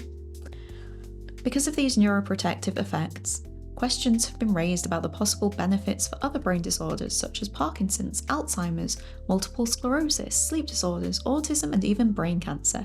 However, there are no human studies to support recommending ketosis to treat these conditions, and we also do not know much about its long-term effects, probably because it's so hard to stick with that people can't eat this way for a long time. It is also important to remember that yo-yo diets that lead to rapid weight loss fluctuation are associated with increased mortality. Epilepsy.com has a page about the keto diet and the benefits for epileptic patients. And they say that 50% have a reduction in seizures, and that some children, usually 10 to 15%, even become seizure-free. Palmer was talking like it's 30%. And they also warn of the side effects such as kidney stones, high cholesterol, constipation, slow growth, and bone fractures. The website cureepilepsy.com also has an article on the keto diet. It explains that there are many variants of the keto diet and that different ones might work better for different kinds of epilepsy. It also explains all the various possible reasons for success, but that there isn't enough evidence to narrow it down. And it includes a long list of all the different kinds of people who should avoid the keto diet. Those with liver failure, kidney disease, type 1 diabetes, irregular heartbeat, stroke, heart attack or failures, respiratory infections, substance abuse, mental disorders, cancer, increased levels of uric acid, abnormal cholesterol levels, other rare disorders, pregnant people, breastfeeding people, and elderly people. None of this is even mentioned by Palmer, who just waves away concerns as if it's just people who don't know what they're talking about. The fact that this diet was developed for the treatment of epilepsy should tell you that it's something that should only ever be used very selectively and under clinical supervision. And in fact, the ketogenic diet has been studied extensively for its effects on the brain over the past 100 years. And it is an evidence-based treatment for epilepsy. And the reason that is so important. So it has been studied for years. It's like the most studied diet ever about its effects on the brain, and it is evidenced treatment for epilepsy.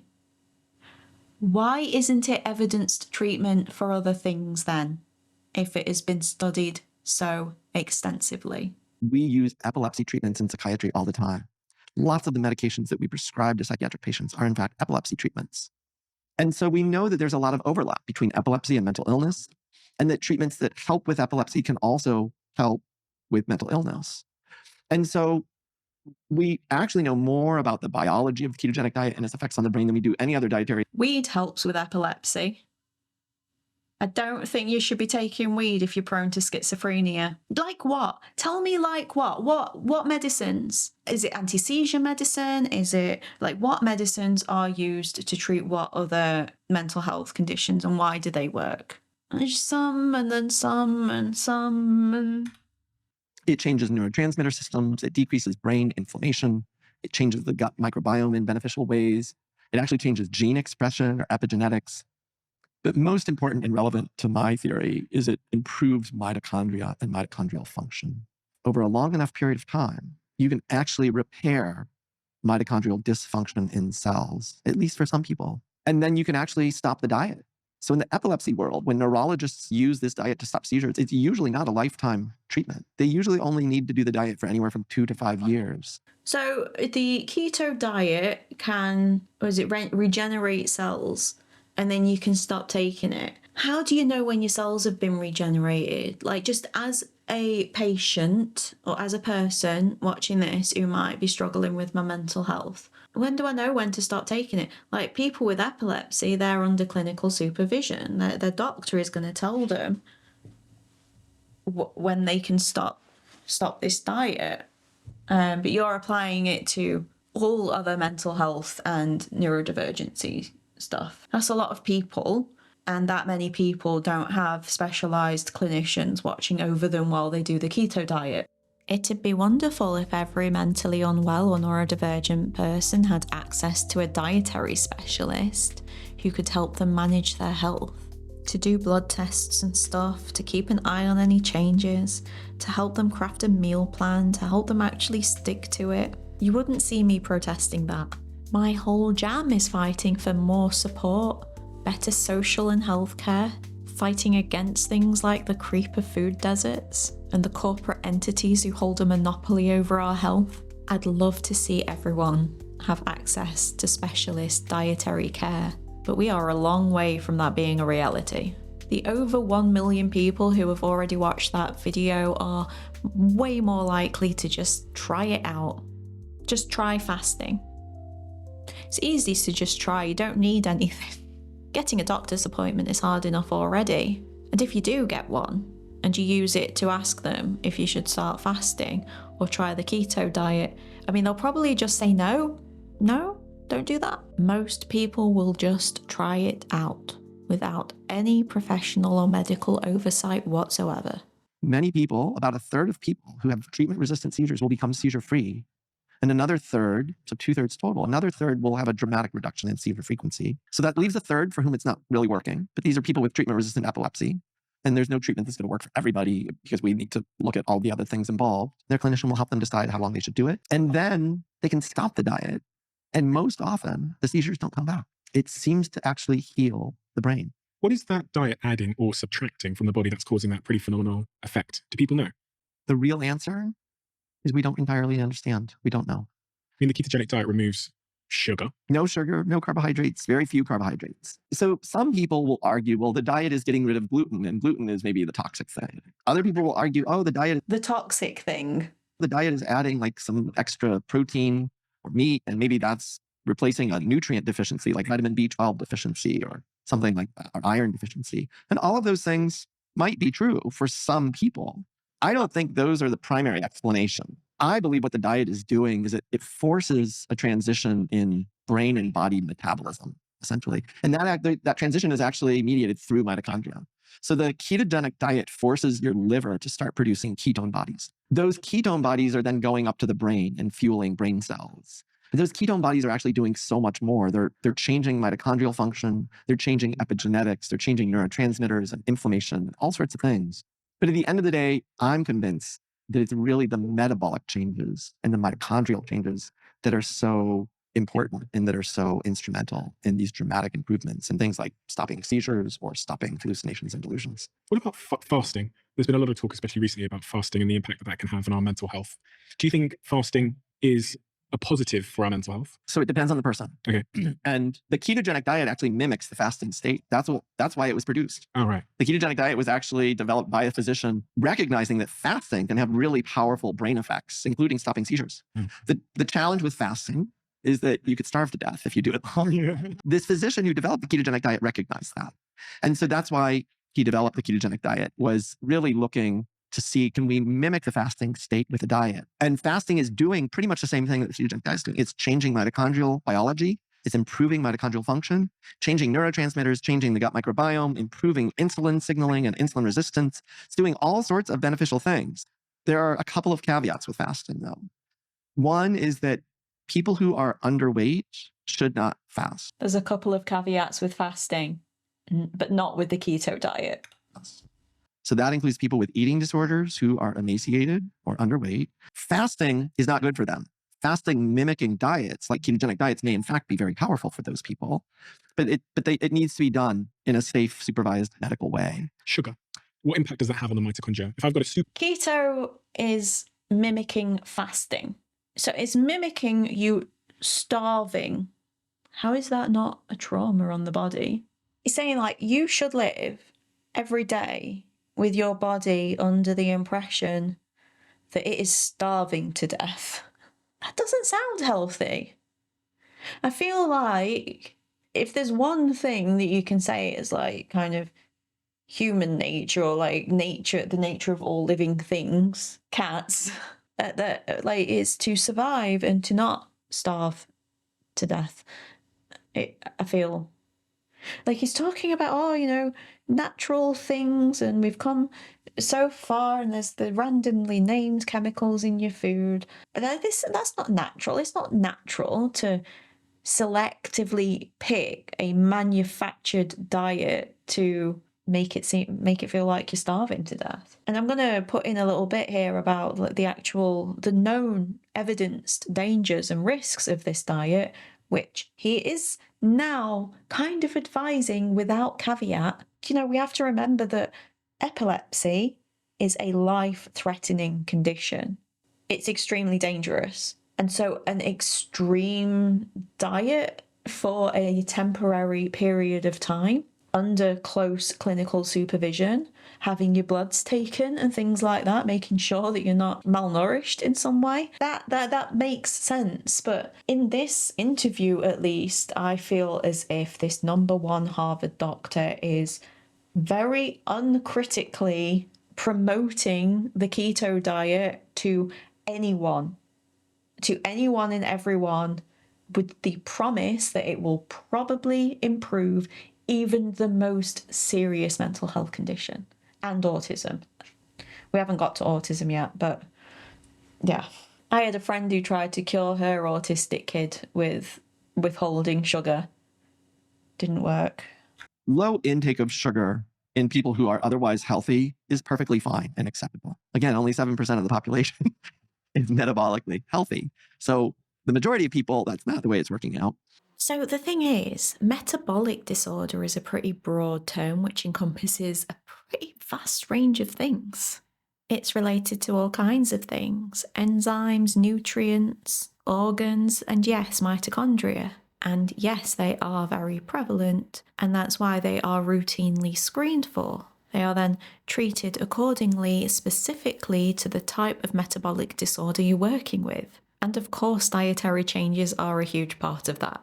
But to apply that the keto diet is an effective treatment for basically all metabolic disorders, well, that's a very bold claim to make, and I'd like to see some very bold evidence to go along with it.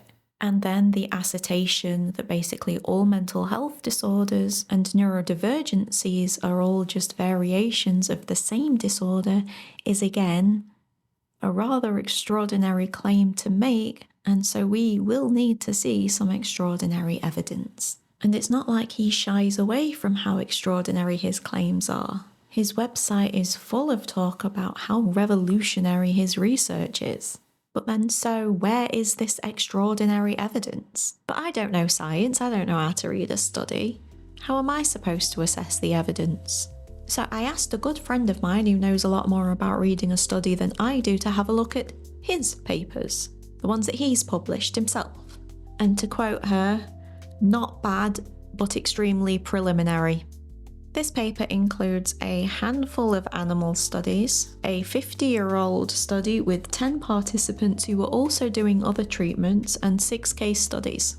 Also, I noticed that in his paper it says, within 2 months of starting the diet, both patients experienced significant reductions in psychotic symptoms as measured by the positive and negative symptom scale. Both patients either purposefully or inadvertently stopped the ketogenic diet, and their psychotic symptoms returned quickly. When they resumed the diet, the symptoms abated again, suggesting an on-off effect of this dietary intervention similar to medication. It's not what he said in the interview. Goes against what he said about, like with epilepsy, and they only need to be on it for like 3 to 5 years and then they can stop. But it has a long-lasting effect. The seizures don't come back, and then he just extrapolated from that and applied it to everything. Remember that. It is unadvised for people to be on the keto diet for a long time. That's why with epilepsy patients for whom it is a treatment are taken off it after the desired effect has been achieved. But in Palmer's case studies, one of the subjects, the 80-year-old woman, was living on the keto diet for 12 years. It's really hard to gain useful insight from case studies like that, because we don't know the subject, we don't know anything about them, and as my friend said, the placebo effect exists. That's why you don't just report that people feel better. You do statistical analysis to estimate the likelihood that these impacts weren't from placebo or from chance. Couldn't have said it better myself. So there's this term called oxidative stress. And oxidative stress is it's directly related to mitochondria, because mitochondria are producing the energy, and then that energy production results in oxidative stress. And oxidative stress, we've known for decades, is bad for cells, and it is highly correlated with all of the metabolic disorders and all of the mental disorders. High levels of oxidative stress in different cells and different people with different diagnoses. High levels of oxidative stress are a unifying theme, but that is a reflection of mitochondrial dysfunction. So we know that if you eat a lot of sugar over time, it can dysregulate glucose levels, and then those high glucose levels can cause mitochondrial dysfunction, and you can end up kind of on the downward spiral. What about caffeine and these stimulants? There's like pre-workout stimulants, and before you do a workout, you have a big dose of this pre-workout, and it kind of makes you go, do you have a view on caffeine and these sort of energy stimulants? I do. So caffeine gets complicated because we have to talk about whether it's in tea or coffee or not, because tea and coffee are different stories, and they have other compounds that almost certainly are beneficial to human health. So he briefly explains what caffeine does to the system. He says it's better from tea or coffee than from energy drinks, that small amounts are fine and sometimes even good, and then he talks about the risk of using any substance which press the accelerator and the brakes at the same time. He said that doing that can cause metabolic dysfunction. Small to moderate amounts of those on a regular basis, I'm all for it. To disclose my bias, I drink coffee every morning, about 2 cups of coffee every morning, but that's my routine. I don't go beyond that. I don't drink coffee in the afternoon. When I do drink coffee in the afternoon, I notice it starts to interfere with my sleep, and then that throws me off. I have to ask you as well, I've had so many parents message me about autism and ADHD. So many. I've had so many concerned parents message me specifically on Instagram saying, please, Steve, I've had a child diagnosed with autism. They're trying to understand it. They're trying to get good information on it. You've used the word autism and ADHD as we've been speaking about. Please, Steve. Please. We're trying to get information on autism, Steve. Parents of autistic kids with ADHD messaging Diary of a CEO for that much needed information on autism. And ADHD, as we've been speaking about metabolism. What is the link in your view? Everything. The link is everything. So the mitochondrial theory of autism actually was first proposed in 1985. And since then, we have had an explosion of research linking mitochondria and mitochondrial dysfunction to autism specifically. I had a quick look into the mitochondrial theory of autism, and I found this really helpful article in the transmitter. Meet the Mitomaniacs Who Say Mitochondria Matter in Autism by Laura Dataro. Mitomaniacs is a self-identified term. She's not making fun of them. So in the article, she says, mitomaniacs still represent a small minority of autism researchers. Studies of mitochondria's role in autism or autism-related conditions represent just 0.4% of all papers in that field, according to a Web of Science search of titles and abstracts. However, she does note that there is a growing amount of evidence linking mitochondrial dysfunction to autism. I think we finally have broken through that glass window, and enough labs are now recognizing that there is something about mitochondria that may not be a cause of autism in and of itself, but certainly a contributor, says Richard Levy, professor of anesthesiology and pediatrics at Columbia University, who studies Fragile X syndrome. She then does a deep dive on the science, so to speak, and she lists the studies that have shown some connection between mitochondrial function and autism. By 1981, they'd mapped the entire human mitochondrial genome. The first suggestion that mitochondria are linked to autism appeared in 1985, when a pair of researchers described 4 autistic people with lactic acidosis, a sign of mitochondrial disease. In 1998, neurologist Jay Lombard took the idea a radical step further with a 3-page paper titled Autism, a Mitochondrial Disorder? Lombard proposed that autism is primarily a condition of altered energy metabolism in the brain caused by problems with mitochondria. He based this theory on the presence of lactic acidosis in autistic people. A few years later, a pediatrician named John J. Gargas noted that several children who had been referred to him for metabolic issues also had autism. In a small study involving just 10 autistic preschoolers and 10 controls, the autistic children's mitochondria were significantly less active, producing about 2/3 less energy than those of the controls. The autistic children also had high levels of a byproduct of metabolizing sugar and more mitochondrial DNA mutations, evidence of malfunctioning mitochondria. A meta-analysis of 68 studies showed that 5% of 536 autistic children from the 3 studies have mitochondrial disease. By comparison, about 0.02% of the people in the general population have mitochondrial disorder. A small 2013 study showed low levels of energy production by one measure in certain blood cells of 87 autistic people compared with the 78 controls, a difference not seen in non-autistic people with intellectual disability or schizophrenia. In 2015, researchers using cheek swabs detected low levels of 2 markers of mitochondrial activity in 39 of 92 autistic children, and overactivity in 9 of the autistic children, problems not present in any of the controls. Despite such findings, even some mitochondria researchers are hesitant to causally link mitochondria and autism. Mitochondria affect and are affected by a long list of biological processes, making it exceedingly difficult to tie a particular aspect of them to autism, says Gaia Novarino, professor of neuroscience at the Institute of Science and Technology, Klosterneuburg in Austria.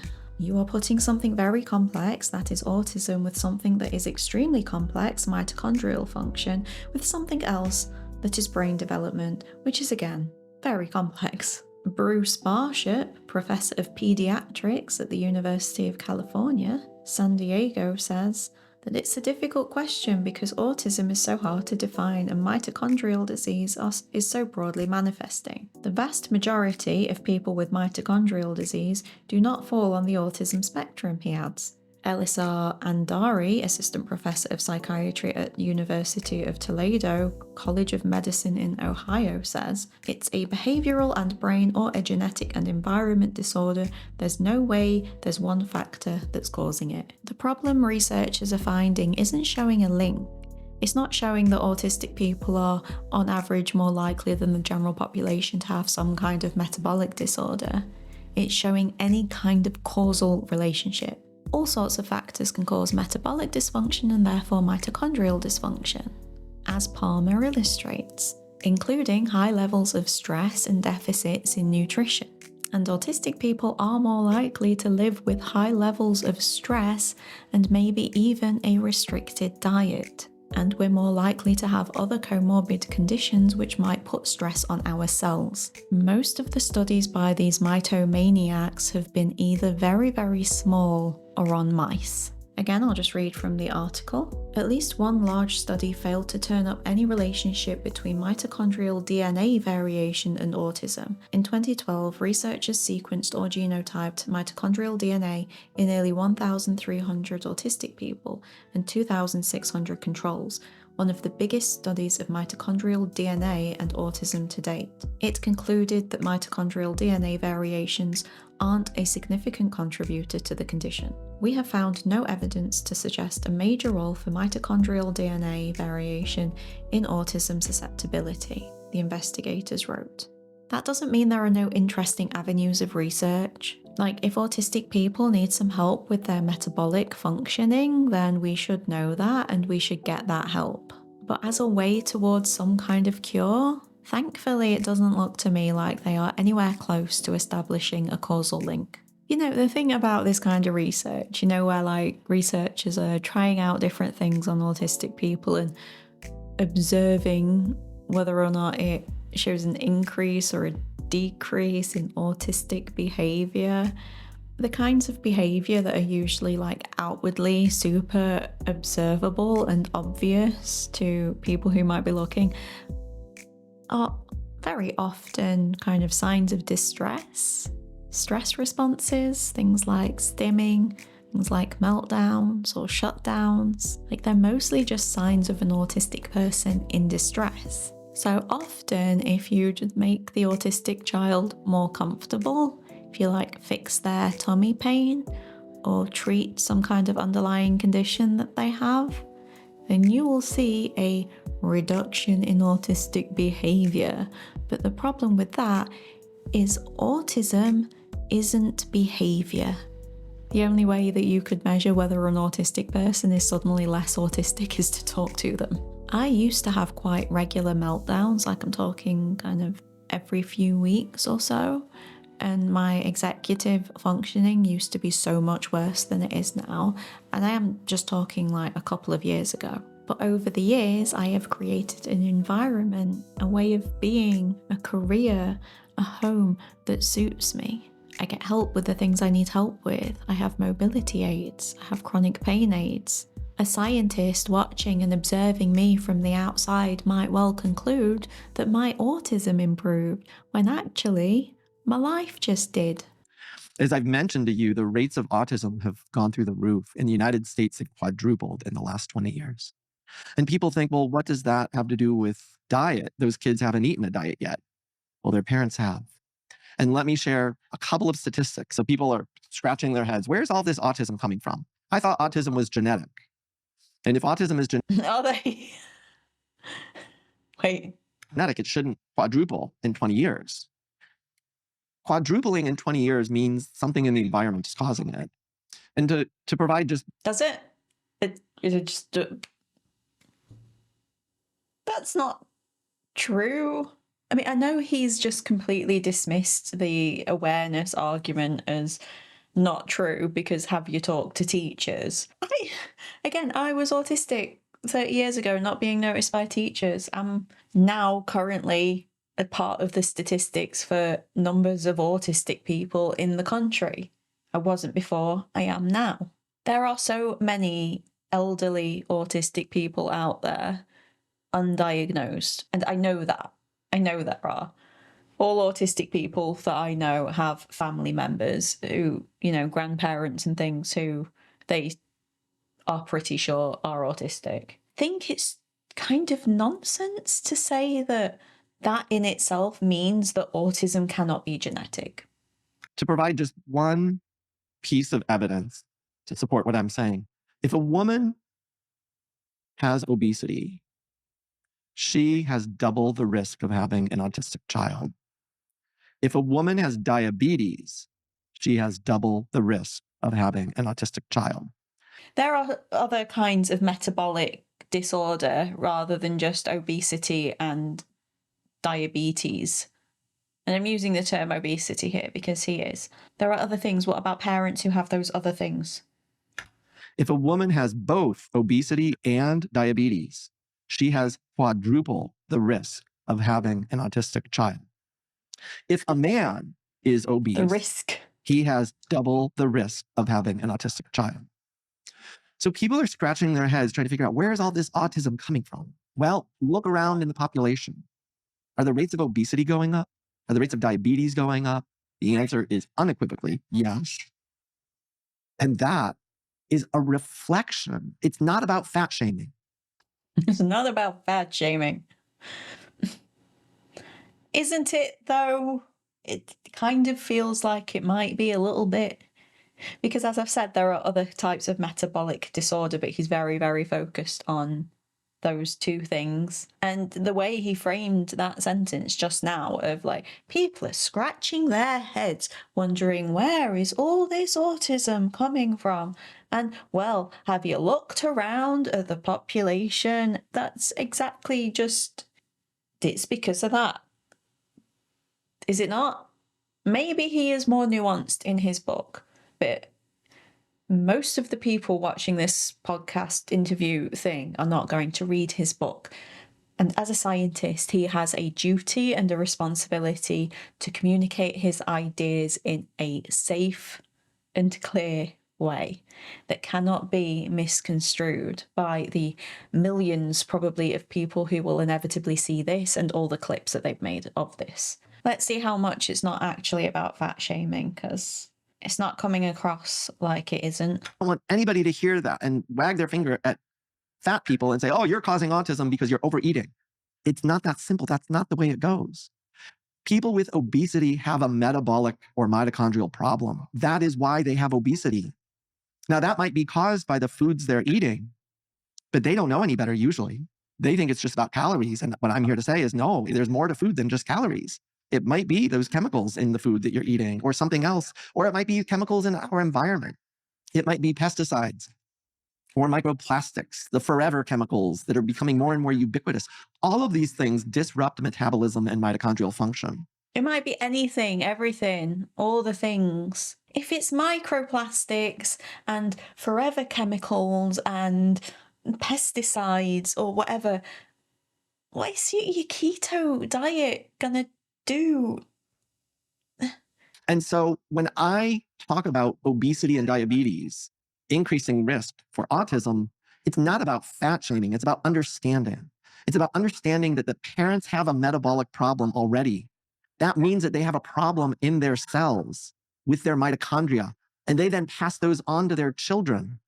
It may not show itself immediately as obesity or diabetes. It might show itself as a brain condition because lots of other things can play a role. How is it not fat shaming? Because he's like, look, okay, it's not their fault. They don't know any better. They think it's about calories. It's not about calories. Very condescending. So he's saying like, oh, it's just that these people have a metabolic disorder.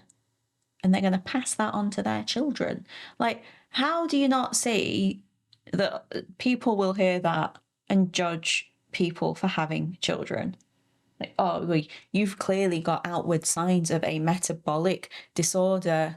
You're going to pass it on to your kids. You're going to create neurodivergent or mentally ill children. When so far, he hasn't provided any kind of causal. And if an obese woman, for instance, also has an infection during pregnancy, that's going to increase her risk for having an autistic child even more. So she couldn't help whether she got an infection or not. Tragically, we just had an epidemic called COVID. And the early signs are telling us that, in fact, neurodevelopmental disorders are going to increase as a result of that. We already had a quadrupling of the rates of autism. We are likely to see even worse statistics going forward. Even worse statistics. Be more specific. What are you talking about? What are you saying, that babies born from mothers who had COVID are autistic, even though the oldest of them would only just be getting into diagnostic territory, like now? Is that if we understand that science, we can do something about it now, today. I'd love to understand the science. Hit me. Understand if you see signs of autism in your child, if you see signs of metabolic or mental health conditions in your children, if we intervene early enough, we can probably do something about it. So, number one, by recognizing the problem. And then two, for some people, it could be as simple as dietary interventions or just hyper-focusing on good, clean living. So that means prioritizing sleep, little less screen time, little more human contact, purpose in life, family connection. No alcohol, no marijuana, no CBD. Try to avoid pills.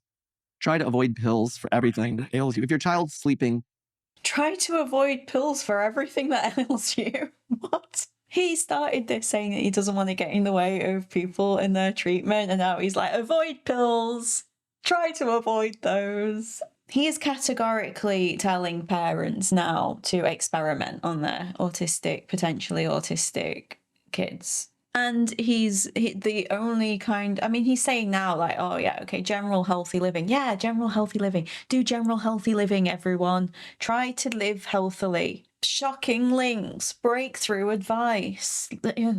He has, in this interview, only really shown substantial support for the keto diet, and he's only really substantiated or even attempted to substantiate the claims for the keto diet in the terms of what he said about how ketosis will simulate fasting, and that, what does he say, has an effect on your mitochondria. I can't remember exactly what he said.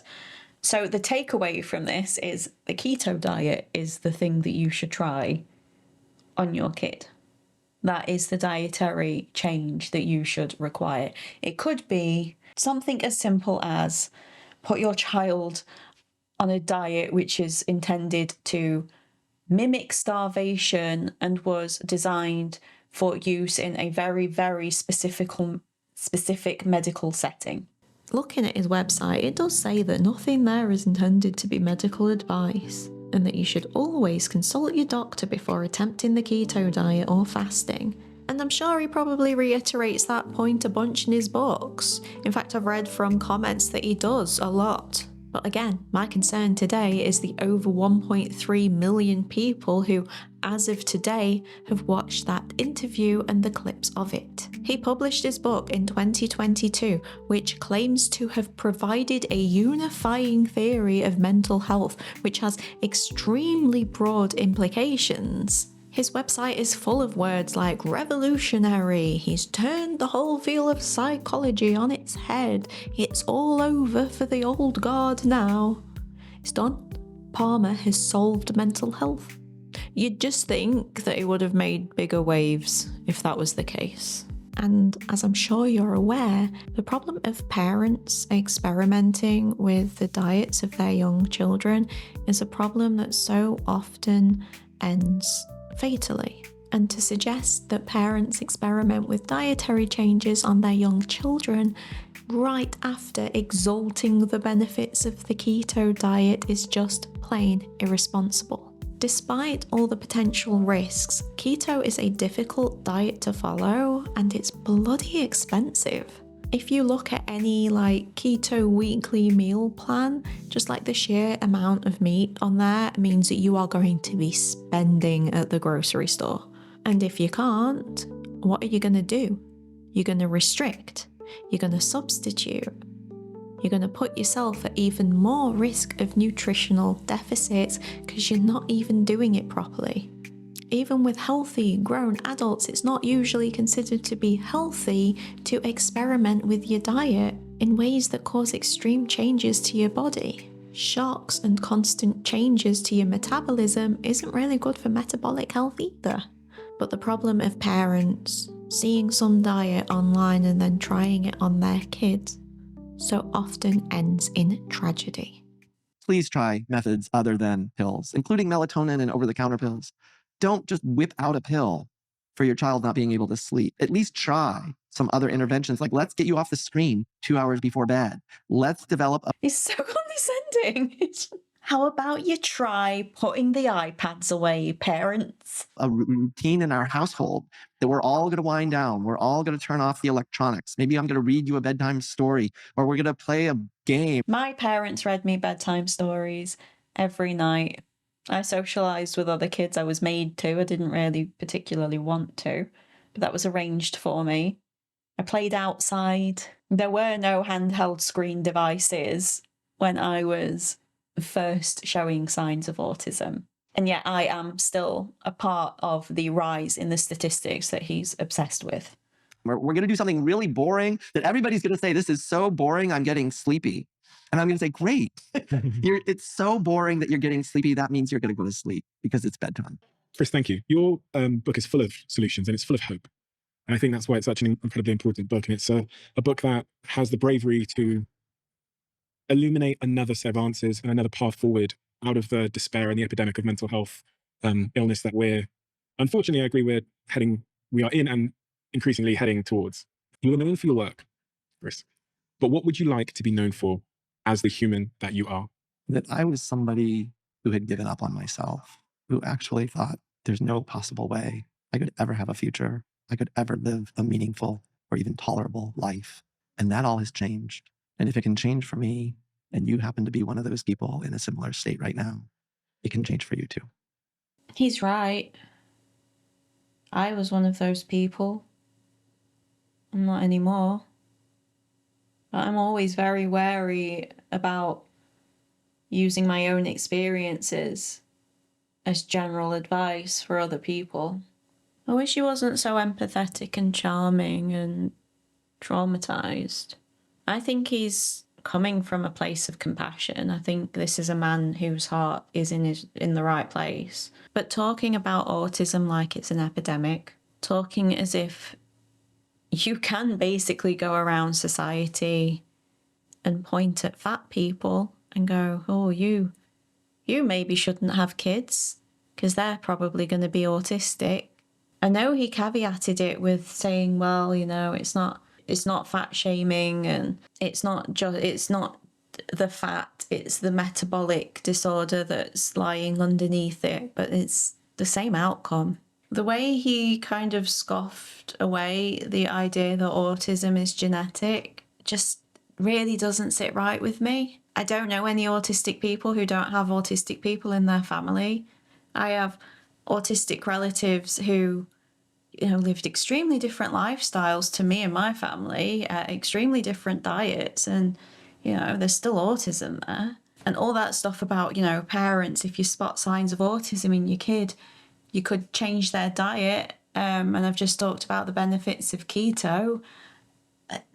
That's dangerous. That's purely dangerous. It's not speak to your doctor, talk to your doctor about maybe they can supervise a dietary change, because he knows that doesn't happen. He knows that that's not a thing.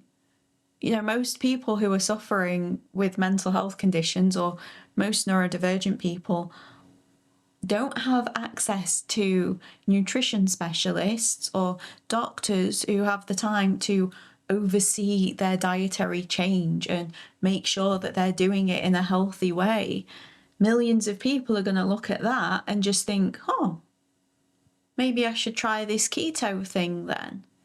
And that's obviously what's going to happen. He's an intelligent man. He must know that that's obviously what is going to happen. So I don't really care if he is more careful with his language in the book or more nuanced, or really even if he provides more evidence, although I would like to see it. As I've said, most people aren't going to read the book. They're going to watch this, or more likely they're going to watch the even shorter clips, which are more sensationalized, and like that bit at the beginning, which very much draws a line between like obesity and autism because something metabolism.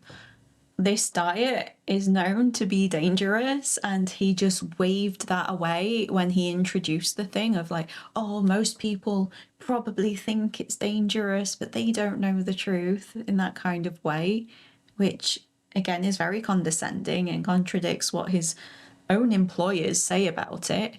This isn't someone who is like, as far as I'm concerned, this isn't someone who is like purposefully spreading misinformation about autism or ideologically anti-neurodiversity or something like that. But he is giving someone who hasn't really thought through how he should responsibly and safely communicate his ideas. He's doing the very pop psych thing of, you know, this is the secret, this is the shocking link, this is the thing that nobody is talking about and nobody knows about but me. The way he's characterized how psychiatry works now, and this is coming from someone who's not that pro psychiatry. I've had a fair share of bad experiences and less than helpful encounters with that field, but the way he characterizes it, even for me, it seems unfair. Like 95% of psychologists would laugh about diet being a thing. Like I'm struggling to tell if this is somebody who's just really passionate about their work and knows that, you know, if you use slightly more sensationalist language, you're probably going to get the word out there. But no, that doesn't matter. That doesn't matter, does it? Because when you're basically advising parents to experiment to extreme lengths with their child's diet, you're putting kids at risk. Because those parents are not going to be consulting specialists before they do that. They're going to Google it and go shopping. I found it kind of hard to react to this because it's not like he doesn't know what he's talking about, but it actually doesn't really matter if he's a good guy trying to do good if what he is doing is putting people at risk. He alludes to a bunch of statistical evidence throughout the interview, but if there was any causal evidence to the things he was saying, he would have led with it. I hope I'm being fair. I hope I'm acknowledging enough that he's a man with good experience and qualifications and that I'm not claiming to know more than him. But the thing is, let's be honest, if the thing that he wanted to do was convince the field, if his goal was to convince his peers, other practitioners, to take metabolic health more seriously for their patients, for fellow practitioners to maybe even consider a low carbohydrate diet as an option for treatment, then the thing you do, if that's what you want to do, is you provide compelling evidence that can be peer reviewed.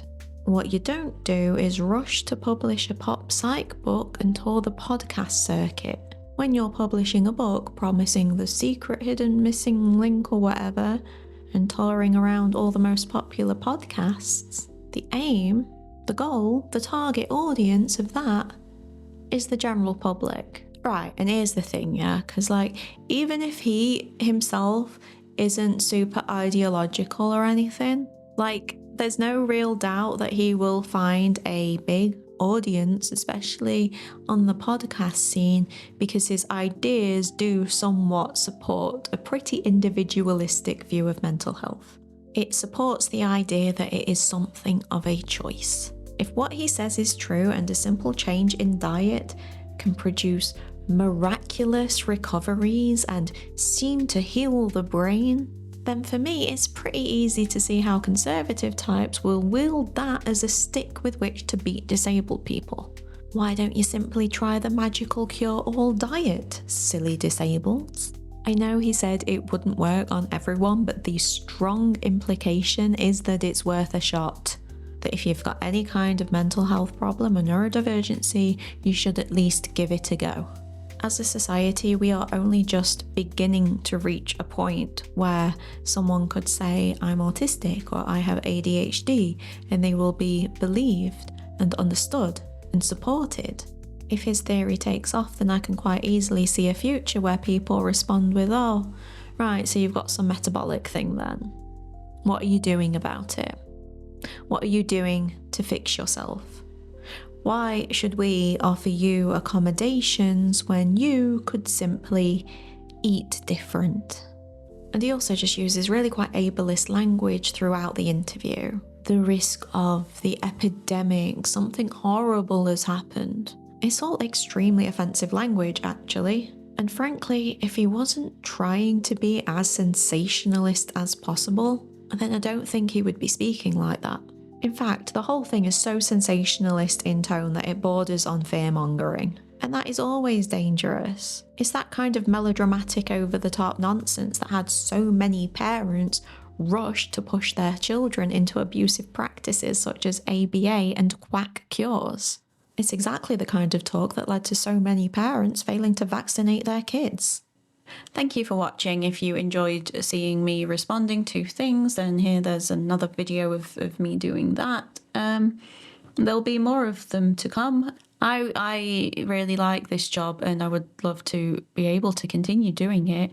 Things for the channel have been kind of shaky the past year, so if you would like to make things less shaky, then why not go to patreon.com/embergreen.